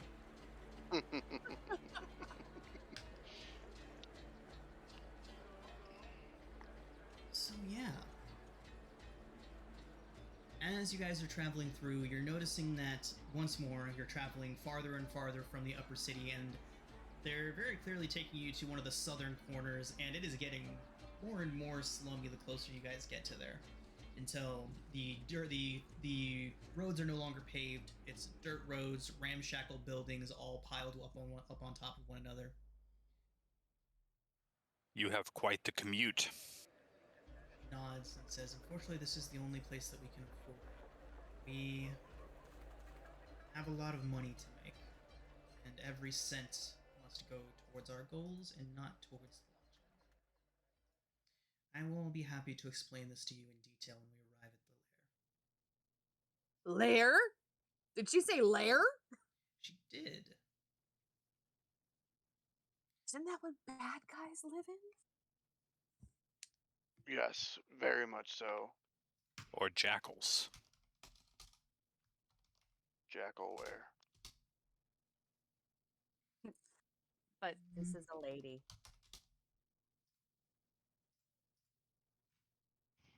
All right. So, the closer that you guys are getting, the more shady the place is looking. And there's still quite a few people around. Still quite a bit going on. And as you guys are making your way further in, you're beginning to notice eyes on you from various places around. And you're noticing more of these wiry, skinny, gaunt-looking people around. And they all seem to be watching you now. Orvala looks around, notices this, and she turns back. She stops and turns around towards you. You know them. We had a run-in with these rats A run-in. So they are not on the road. friends of yours? Absolutely not. No, thank you. She turns towards the closest one, and she turns and her back is towards you, and she makes this strange sound. It almost sounds like a snarl. And the closest two eyes go wide, and they literally just scamper off. They bolt in opposite directions. And as she's turning back towards you guys, could you, let's say Rigel and Uskar make perception checks as you are the closest to. God bless it. You know, I'm gonna use it. I want that 16. Got it. So as she turns back towards you, you see her teeth clearly for the first time. Teeth? Oofda. As she's turning, you see her kind of turn and crack her neck, and the teeth return to the not pointy dagger teeth and resemble more normalcy. She says, "Let's stay close." And All she- respect. What are you? That will come later. For now, we must get out of these streets. It seems you have drawn some unpleasant attention to yourselves. He just nods to her.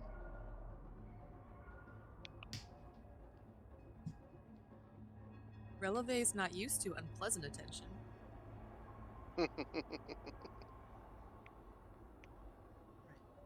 So, you guys are making your way further and further into the lower city, you're noticing that the people that were watching you are now making every effort to not look your way and are very much like the eyes dart to Corvala and then back towards the ground and then up towards Corvala and then back towards the ground every now and then. But eventually, you guys do find your way to a very ramshackle looking building. It looks like it was literally just thrown up with a few boards that were nailed together and some entryways were put in. I map make too much. I'm calling doors portals. But so they bring, like, it looks like the door was just haphazardly thrown on there, barely even hinged. But yeah, as you guys arrive there, it's taken you guys some time to get there. So the sun is beginning to set, and you can see there's lights on inside in the windows of this building that she leads you to. And she says, "The others will be arriving shortly. The rest of my pack is inside.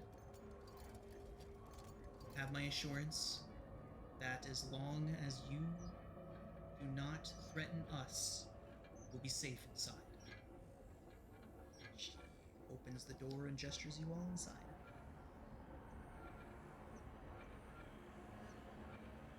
Don't love this.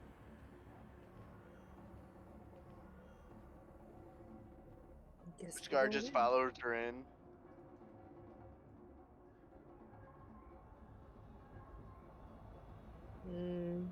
Releve's going in.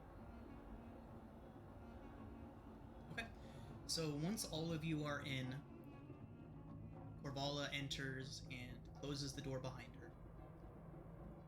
Doesn't lock it. And once you're all in there and the door is closed, you can see that this room has 7 mismatched chairs scattered around the room. There's a couple of mugs and plates sitting on a circular table nearby. There's a tattered, faded rug that decorates the wooden floor. And Corvala does close the door behind her. Nobody can see. Can you guys see? Mm-hmm. Headquarters. Yeah, I can see. Who wants to be the eyes of YouTube today? I move around too much. I wouldn't be the good one. Whoever, 82. it's fine. Whoever.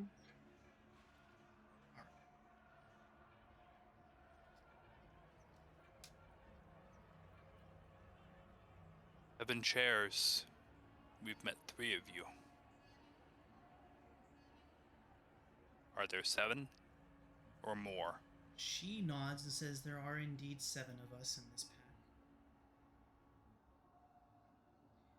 So, And what type of pack are we dealing with? she calls out to another room. She says, "Rama, could you come in here, please?" You hear a voice call out in... Does anybody speak Infernal? No. I have a feeling Lucky did. Alright. So, just one moment. You hear a voice call out in a very commanding, strange, almost violent language. And then through the door comes a bipedal humanoid.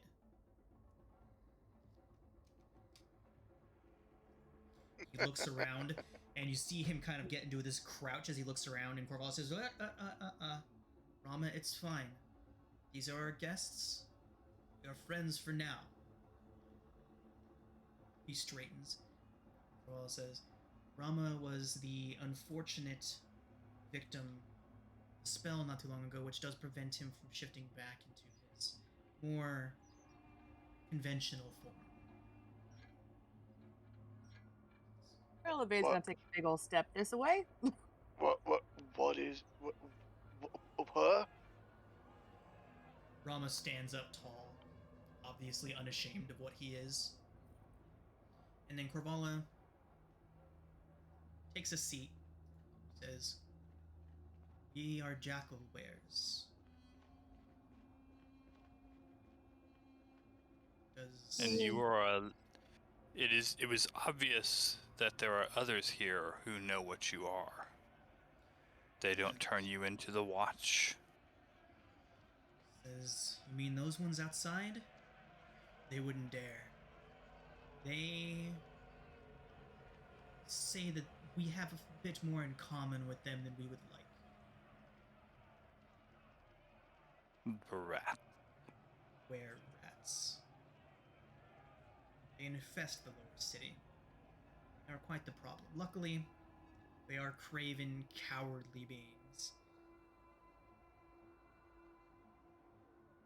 The assholes.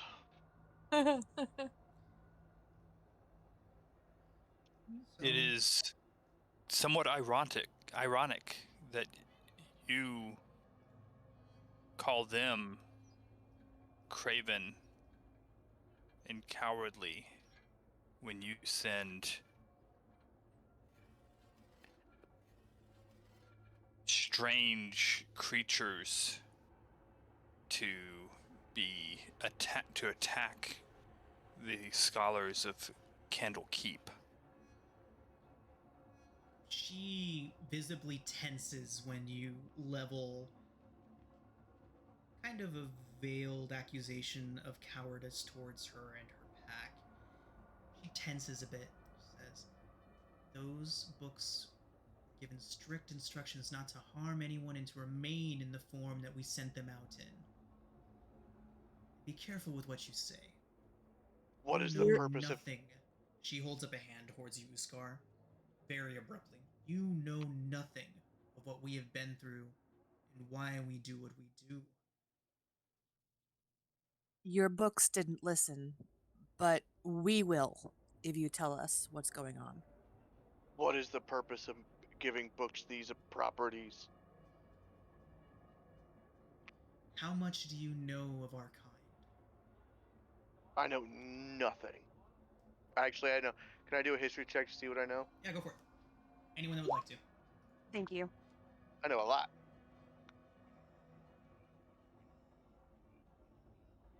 I know plenty. What's Big smart guy knows nothing. Oh, you're I was not just smart at a guy. negative Never 1 to mind. history. He's only pretending to be a wizard, remember? Yeah, that's why I was like, oh wait, never mind. Oh, wait. Oh, that's I hilarious. just talk a good game. And then the guy who looks dumb as a box of rocks has got a pretty good history buff. So, between Uskar and Releve, you guys would know quite a bit about Jackalwares and their lore. You would know that these beings were created by Demon Lord Grost. That's their origin, where they were originally made from. They were made as servants to, basically two servants of him.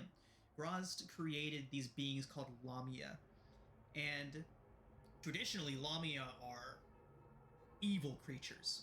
They are slavers and torturers and kidnappers just for fun, and Jackalwares are their servants. Now, as Corvala says, how much do you know of our people? What is your reaction to that?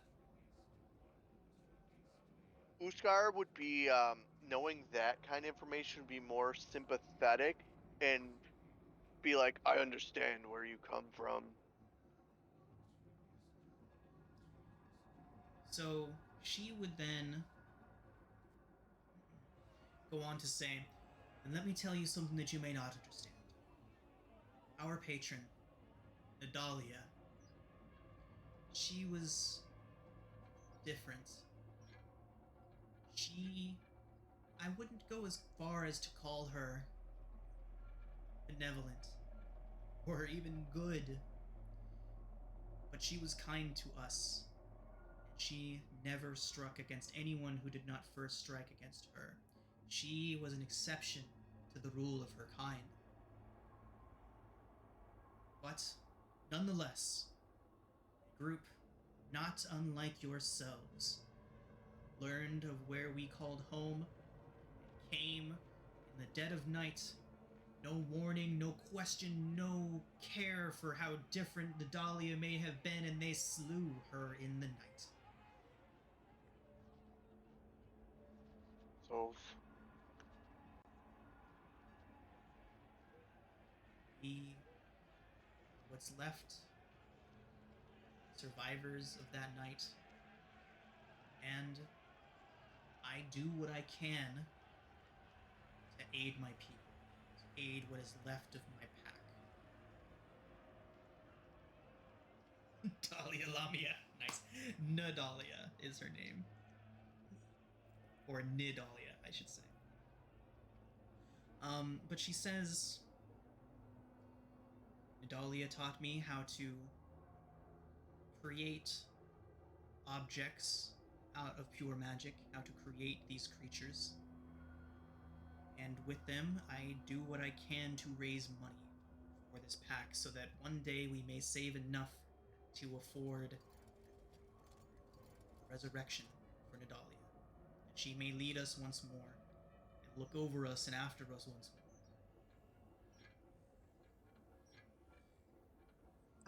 Can an insight check maybe on her? Yeah, go ahead.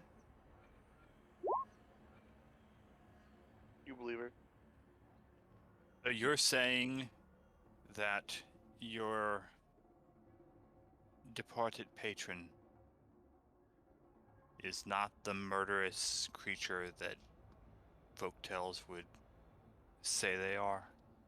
She was not. I would posit that those beasts that came in the night and slew her without even a question are far more of the murderous beast than she ever was. And yet she taught you how to create a beast that tried to eat my friend. These books were never meant to get to Candlekeep. I do apologize for any... Where were they meant to get to? Well, I must admit that I did not know that they would turn back into whatever that they were. Whatever they turned into that attacked your friend, I commanded them to remain in book form, and in book form I thought they would remain indefinitely. What was the purpose of changing them into books? To sell. Need To coin. make money. We have but few... So you can just command them to change into a rare book that we actually read the pages of before. Yes, indeed. As long as I have an original copy. So you have the original. She nods. Says, I do. And as recompense for what we've allowed into the walls of Candlekeep, we will allow you to leave here with all 3 original copies. If you but allow us to continue our work in peace. She should be allowed to sell those. The reason she didn't is just to make copies to sell more of them, but guys, she needs the money. And on, on one condition. Any more of your books find their way to Candlekeep, and you will be shut down. Not just Candlekeep. What if a child had opened a book like that? What if a lone scholar? Anyone who couldn't have protected themselves. How are you creating these? I need to see the secret. Nidalia cast an enchantment onto me that disallows me from sharing the means of their creation. That is very convenient. Inside check. What? Ah! You guys are doing great on these insight checks tonight. I love it.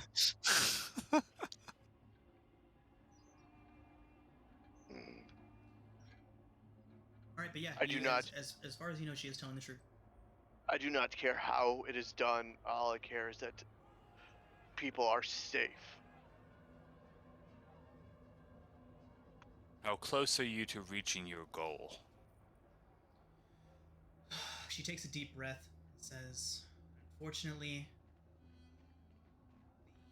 the guards, the Y do require steep bribes to even allow us to continue business in the Y. They don't even know of the books that we sell, but somehow rumor got to them of our true nature, and we are lucky to even get into the Wide.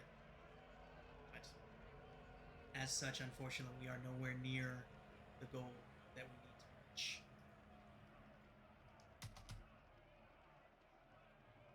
So she tells you that, second.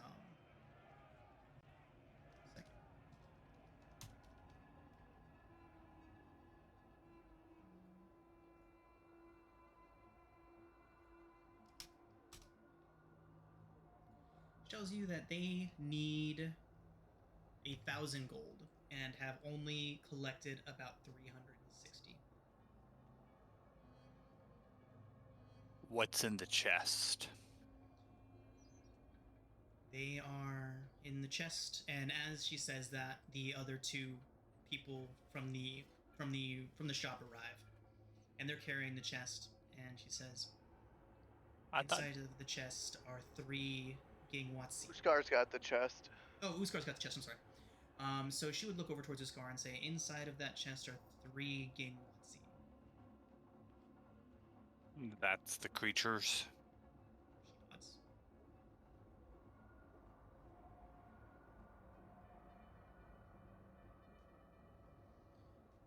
So as you guys are in here having this conversation, the door behind you opens and you get the smell of food just wafting through. It smells like some sort of a stew. And there's a man on the other side, and he looks around. He's obviously heard the conversation happening. He steps out and offers it up. Says, "Anybody hungry?"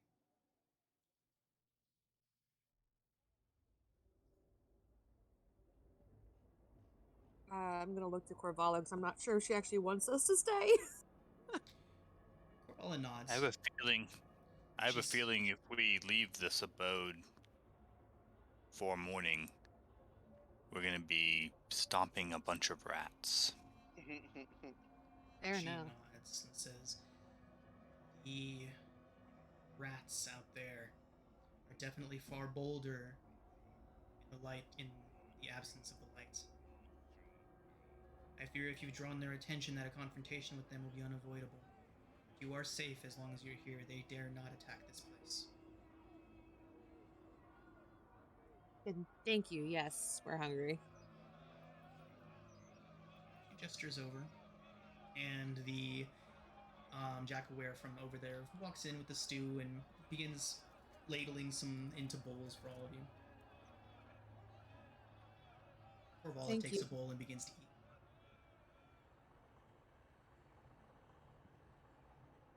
What are we eating? She says, "I probably rather not know, but I assure you it is sanitary." Yeah.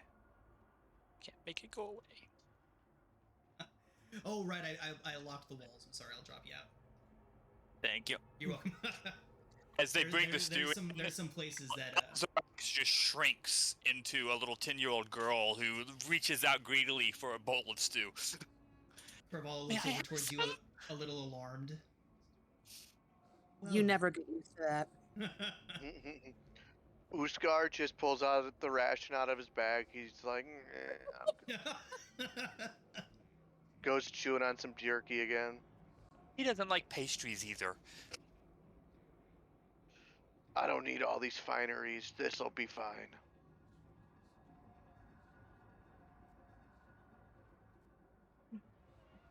How's the stew? Oh, it's good. It's well made. It is definitely tasty. Just don't ask where they got the meat from. Ignorance is bliss, my friend. Indeed. You guys ever seen Demolition Man? Some of the you know, it's surprising what they could make with minimal resources.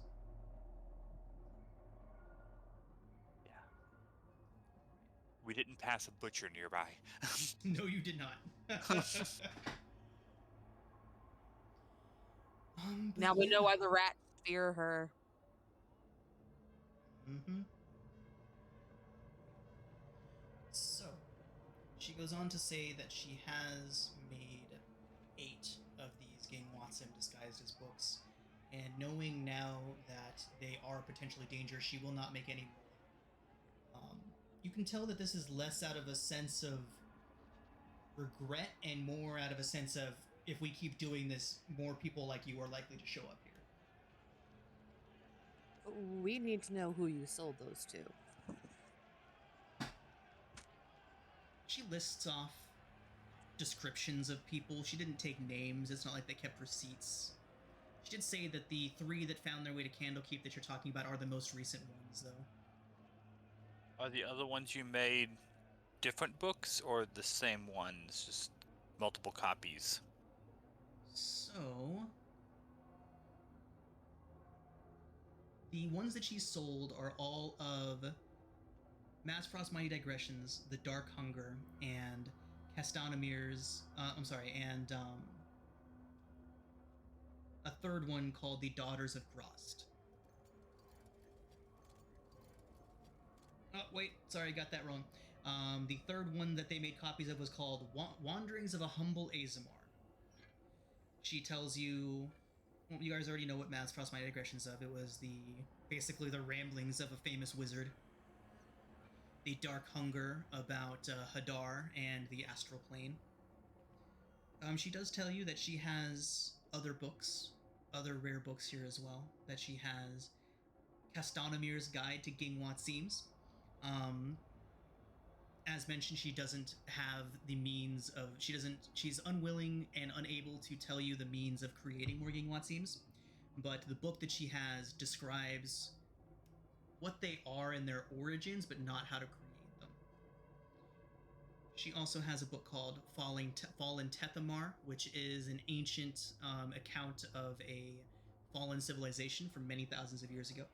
And she has another book called The Daughters of Grost, which is about the origins of Lamia. She says that any one of these would be of value to Candlekeep, and she furthermore asks the possibility of Candlekeep's interest in purchasing these books. Undoubtedly, they'd be interested. They want rare books. All 6 of them are in fact rare and unlikely to be in the library. You could definitely bring them to the Candlekeep and get you something for them. She nods and says, I would feel more comfortable if you sent a representative to me to collect them. That's more than fair, and we will also do our best to push for a good price for you. We can do our best. We don't speak directly for those at Candlekeep. No, but we can advocate for her. If you I have some more stew. Yeah, they definitely give you as much as you want. Children.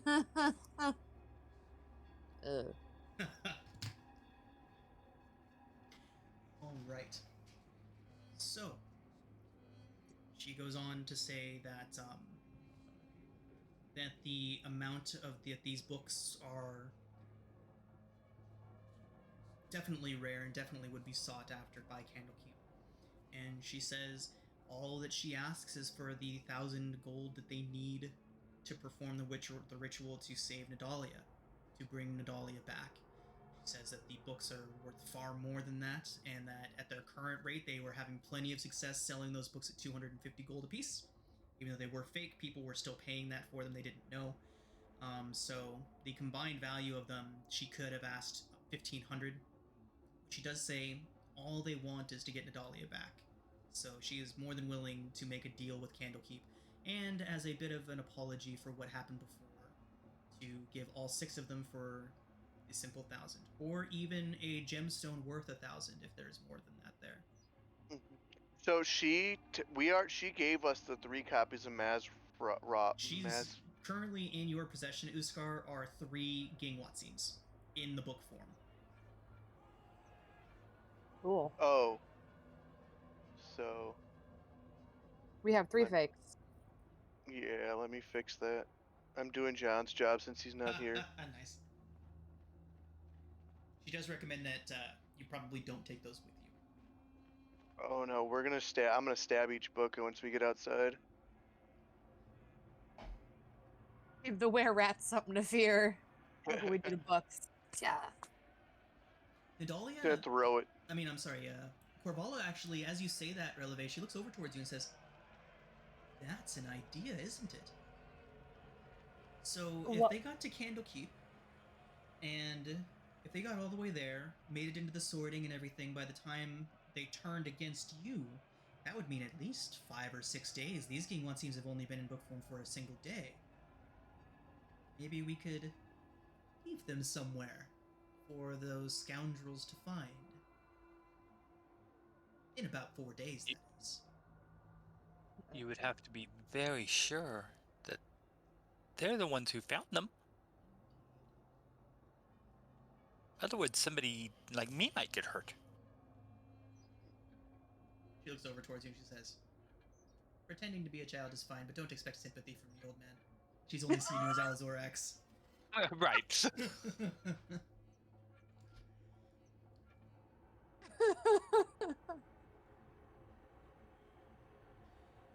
He's been waiting to use that line. Yeah. Okay, Releve likes her. Uskar's pretty much indifferent. This stew's yummy. Amy's on her 3rd or 4th bowl. Nice. So, yeah, they look over, and she looks over and says, "Darren will be pleased to know that you like it so much." And then a jackalware in full jackal form pokes his head around from the kitchen and just lets this big old toothy smile. Like, Yikes. Just for a note, whenever Alistair's in Amy form, Uskar just ignores him. Doesn't exist.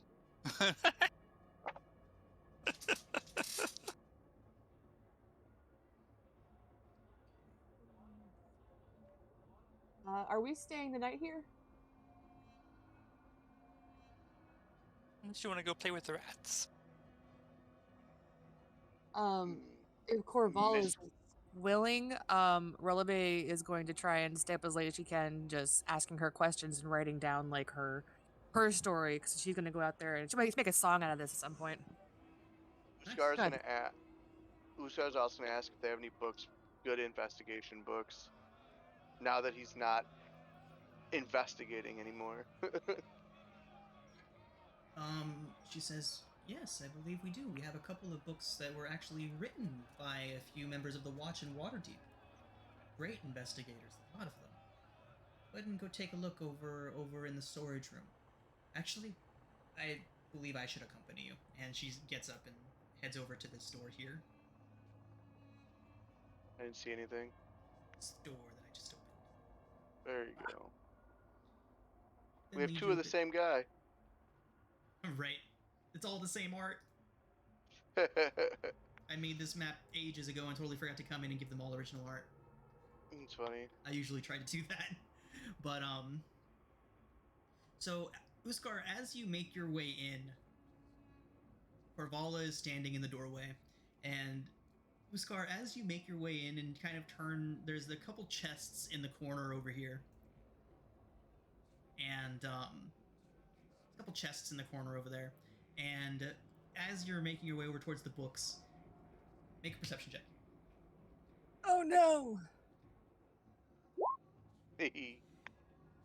You hear a strange creaking noise, and as you turn to notice it, the chest behind you has grown a massive mouth, and a huge purple tongue is just slowly creeping towards you. When Corvala says, "Chomp?" "No." What? The tongue stops. "Chomp?" What? "No." Do I know what that is? Oh yeah, I'm sure you would know what that is. A pet mimic. What? Why do you have a mimic? Security, of course. He does a great job. Just don't touch him. Oh, nice to meet you, Chomp. If a chest could make a little whining noise because he is sad he didn't get to eat Uskar, that is the sound he would make. It's like a weird I pre. want it. You don't even know it's there yet. I want it. Oh. So, Uskar's gonna look at some investigation books. and she says, as long as we have your word that Candlekeep will at least let Candlekeep know of the books we have and advocate on our behalf. If we have your word, you will do that. You may have whatever books you find here. Much appreciated, and we will do everything we can to help you with Candlekeep. Help yourself. He nods at her and just kind of goes to perusing. Okay. Go ahead and make an investigation check.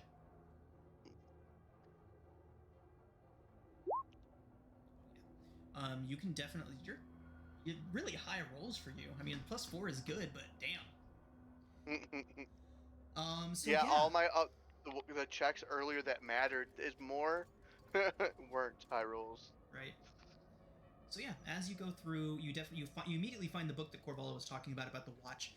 You find a couple of books that are obviously of that nature, but still pertain to memory loss, potential, and spells that are used on that.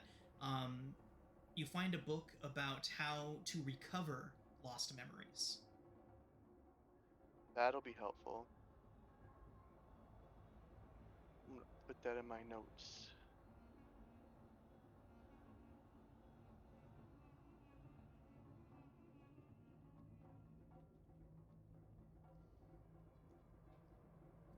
Perfect. So Corvallo stays there, and every now and then you can see the chest mouth just open a bit, and Corvallo kind of stamps her foot just a bit every time, and it closes again. She's like, "You may want to hurry. He's well trained, but even the best trained mimics are still a bit unpredictable." Well, he finds whatever he finds, and then as he's walking out, he's gonna toss the mimic a piece of jerky. It just its mouth just opens wide, the hinges distend, and you see this massive maw just crunch down on it. Good chomp. Oh, so cool. And then he's just gonna, he doesn't know whose bed this is, but he's gonna sit on this bed and read. Nice.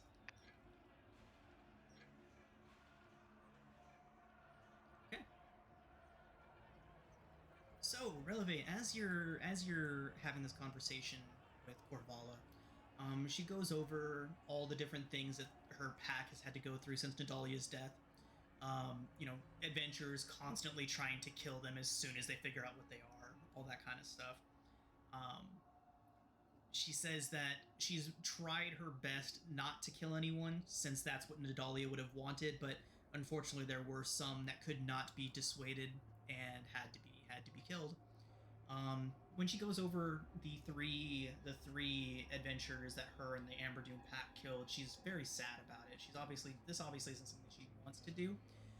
But you can see anger and frustration growing in her voice as she's talking about all these things that she's had to go through since Ndalia's death. There's obviously a lot of resentment at the world at large there from her, since, obviously this group just wants to be left alone. They just want to live their lives, but with the stigmas against them, and they find that very difficult. So yeah, she tells you quite a bit about all that. As long as it basically goes on, as long as you're willing to listen to her. Yeah, as long as she's willing to talk, I'm listening. She's gonna write down. Releve's gonna write down everything she can as quickly as she can. This is awesome. No one's gonna have this story but her, and the world will know.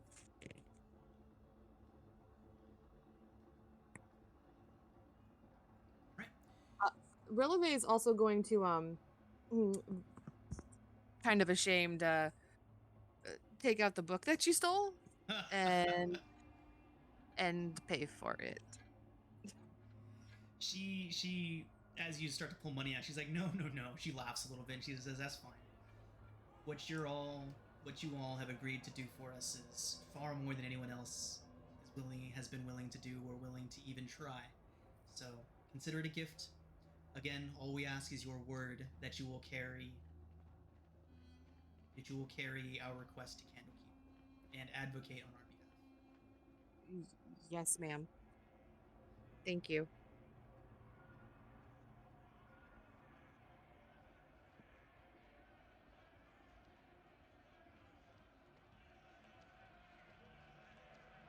Right, What guys. happened to Uskar?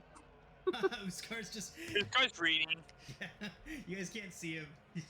Amy has dozed off in the corner with a half-eaten bowl of stew. Nice. So does your Mask of Many Faces require concentration or anything? It does not. Nice. Cool. I just have to renew it every hour, so Every hour? I always like wrap up completely in a cloak so that nobody can see me when I go to sleep. All right, cool. Nidalia Lamia. I literally had not even thought about that word play before. It is literally Nidalia the Lamia.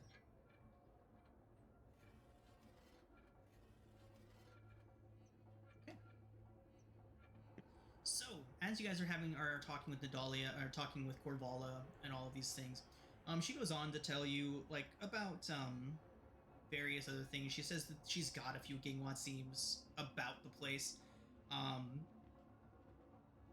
She has a few of them. She says that in her office there's 2 of them. She says they never really cause any trouble, but then she thinks back and says, but every now and then they do disappear off her wall and then come back a day or 2 later. She says, yeah, It's she says a creature. It has to eat. And yeah, as you're saying that, she agrees and says that must be what it is. They stay in that form for as long as they're able, turn back, go find something or someone to eat, and then come back. And as she's having this discussion, she says, I should probably take care of the ones that are already here. It seems that my application for them isn't exactly a proper one.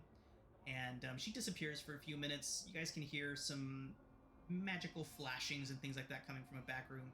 Uskar, you would see her come through this area and go behind this door. You would hear a few magical flashes and you would see a few magical flashes and hear something that sounds like slime getting plopped. And then she would come back out. She says, "What?" Oh, I'm sorry. Do jackal-wares have magic naturally, or is she a sorceress, or? She would explain to you that she was taught by Nidalia how to do a few rudimentary magical feats, including the creation of Gingwat seams and their destruction. Oh, okay. Is she creating them or is she summoning them? She is creating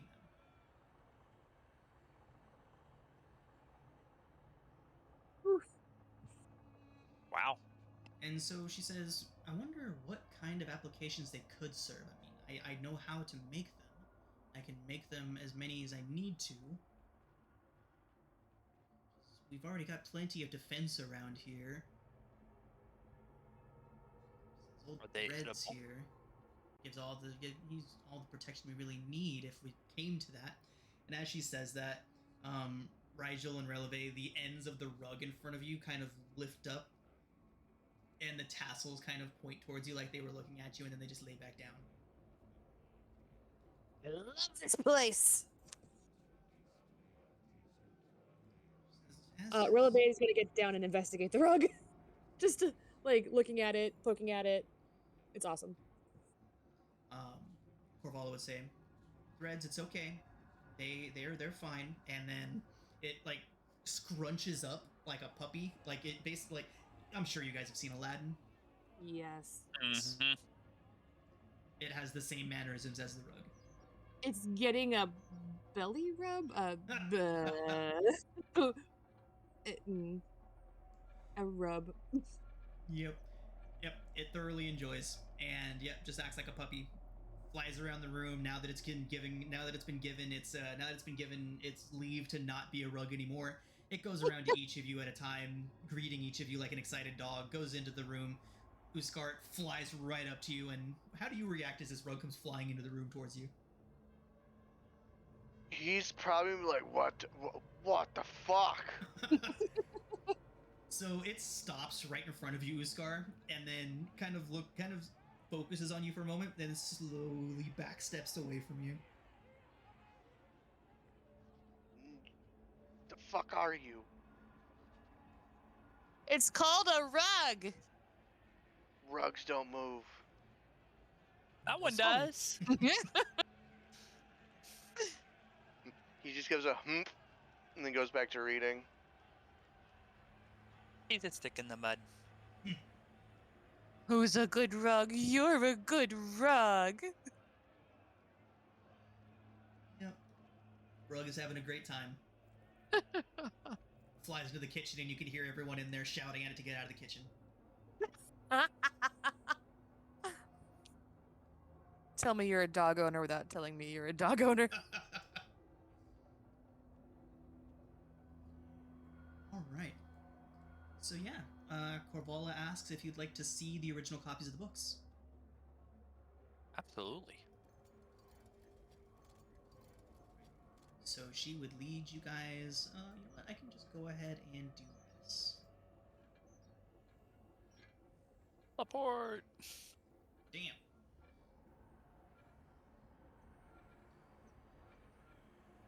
Right. So Corvala would lead you guys down into the cellar, down this way. And she would, I mean, all of you obviously can't fit down there, but as whoever's down there with her is down there, she opens up one of the trunks, pulls a set of keys out, and opens up what looks like a very impressive padlock on the front of it. And then she begins showing you all the books that she has. There's, again, Mazfrost's Mighty Digressions, Fallen Tethamar, The Dark Hunger, Cast Down Amir's Guide to Gingwat Seams, Wanderings of a Humble Azamar, and Daughters of Grazd. She, again, assures you that these are all the original copies and hands them over to you all for inspection as you do so, as she says that.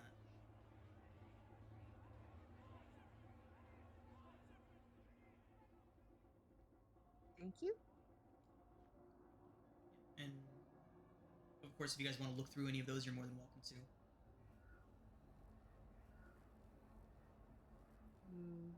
Releve would probably pass.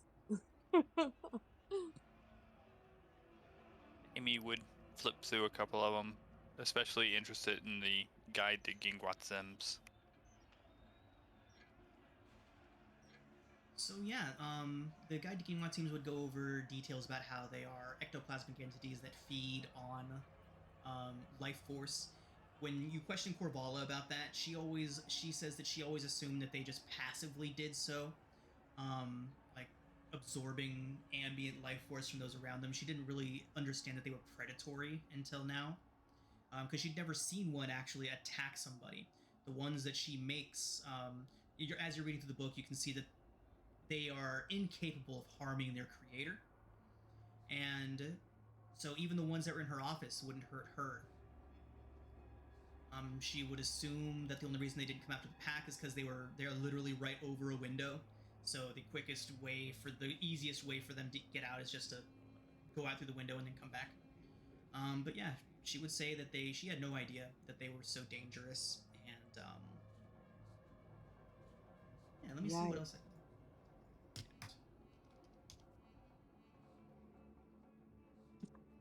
While you guys looking at books, Releve is trying to figure out what rhymes with Jackalware. Interesting. Unaware. She's writing her song. Unaware, it's a good one. So yeah, the Gingwat teams are originated from the ethereal plane. That's where they get the substance to form them, which lines up with the ectoplasmic nature of their entity. They do shed light, so some people even use them as portable little watchdogs and lanterns.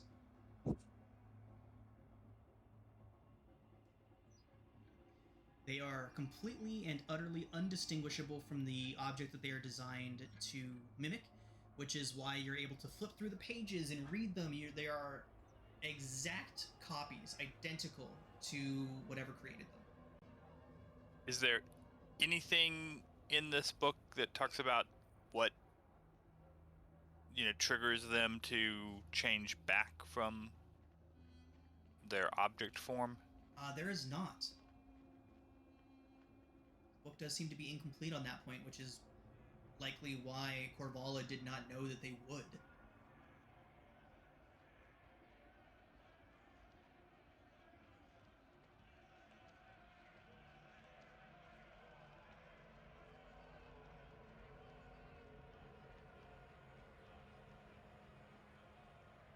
Now what, guys?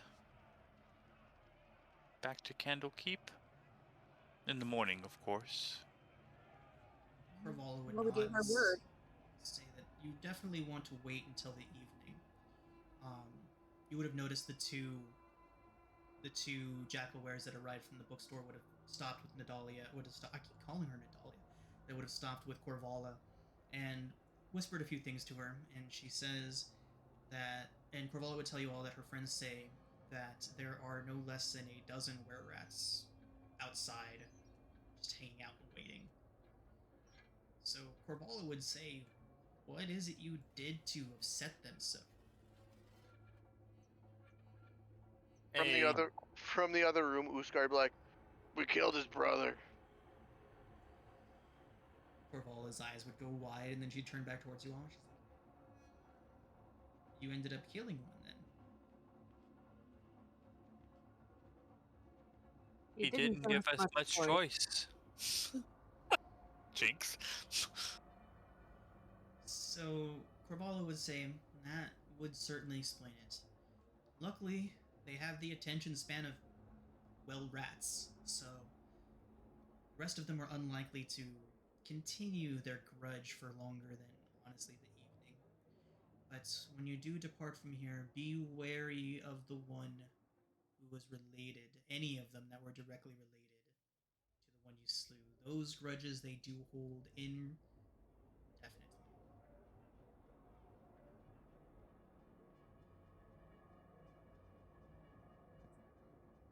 Fantastic. Indeed. When you do decide to depart in the morning, we will accompany you. A few of us will accompany you out. I will accompany you personally to the gates, to the Basilisk Gate. Unfortunately, that is as far as I will be able to go. I have business here to conduct, of course, but Is there another way across the river than all the way back around the Worm's Crossing. hill? Only if you don't mind getting a little wet, and only if you consider yourselves to be very lucky. There are some rather unpleasant things in the Chianti. No ferry service? No ferry service. Worm's Crossing is operated by the Flaming Fist, and they very much enjoy their tourists. We've noticed. Yeah. So basically, the Flaming Fist makes it so that that is the only way across the river for miles and miles around. They shut down any ferry service, any sort of new construction, anything like that.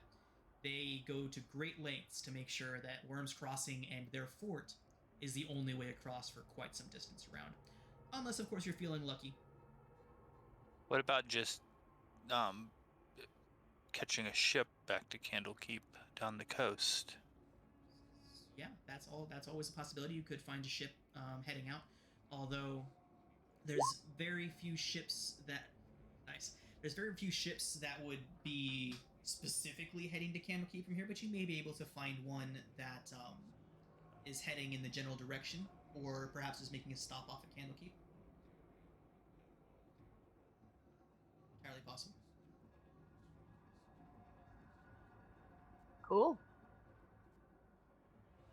Is there a reason you don't want to take the bridge? Oh, I just figure we're gonna be getting in a fight. Just curious. I'm wrong with cool getting looking into for a a boat. Nothing necessarily, but we also have those pickpockets to deal with again. But that's okay.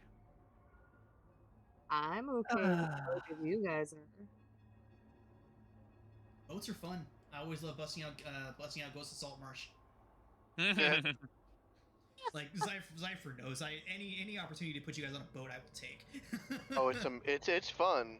Let's take a boat. I'm on a boat, motherfucker. Oh my god, my friends and I used to. Anytime we were on any body of water, we would just start singing that at the top of our lungs. Who didn't?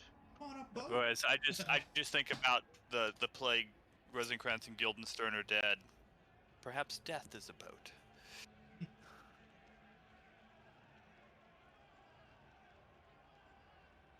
All right, guys. I think we're gonna go ahead and call it a session here. Yay!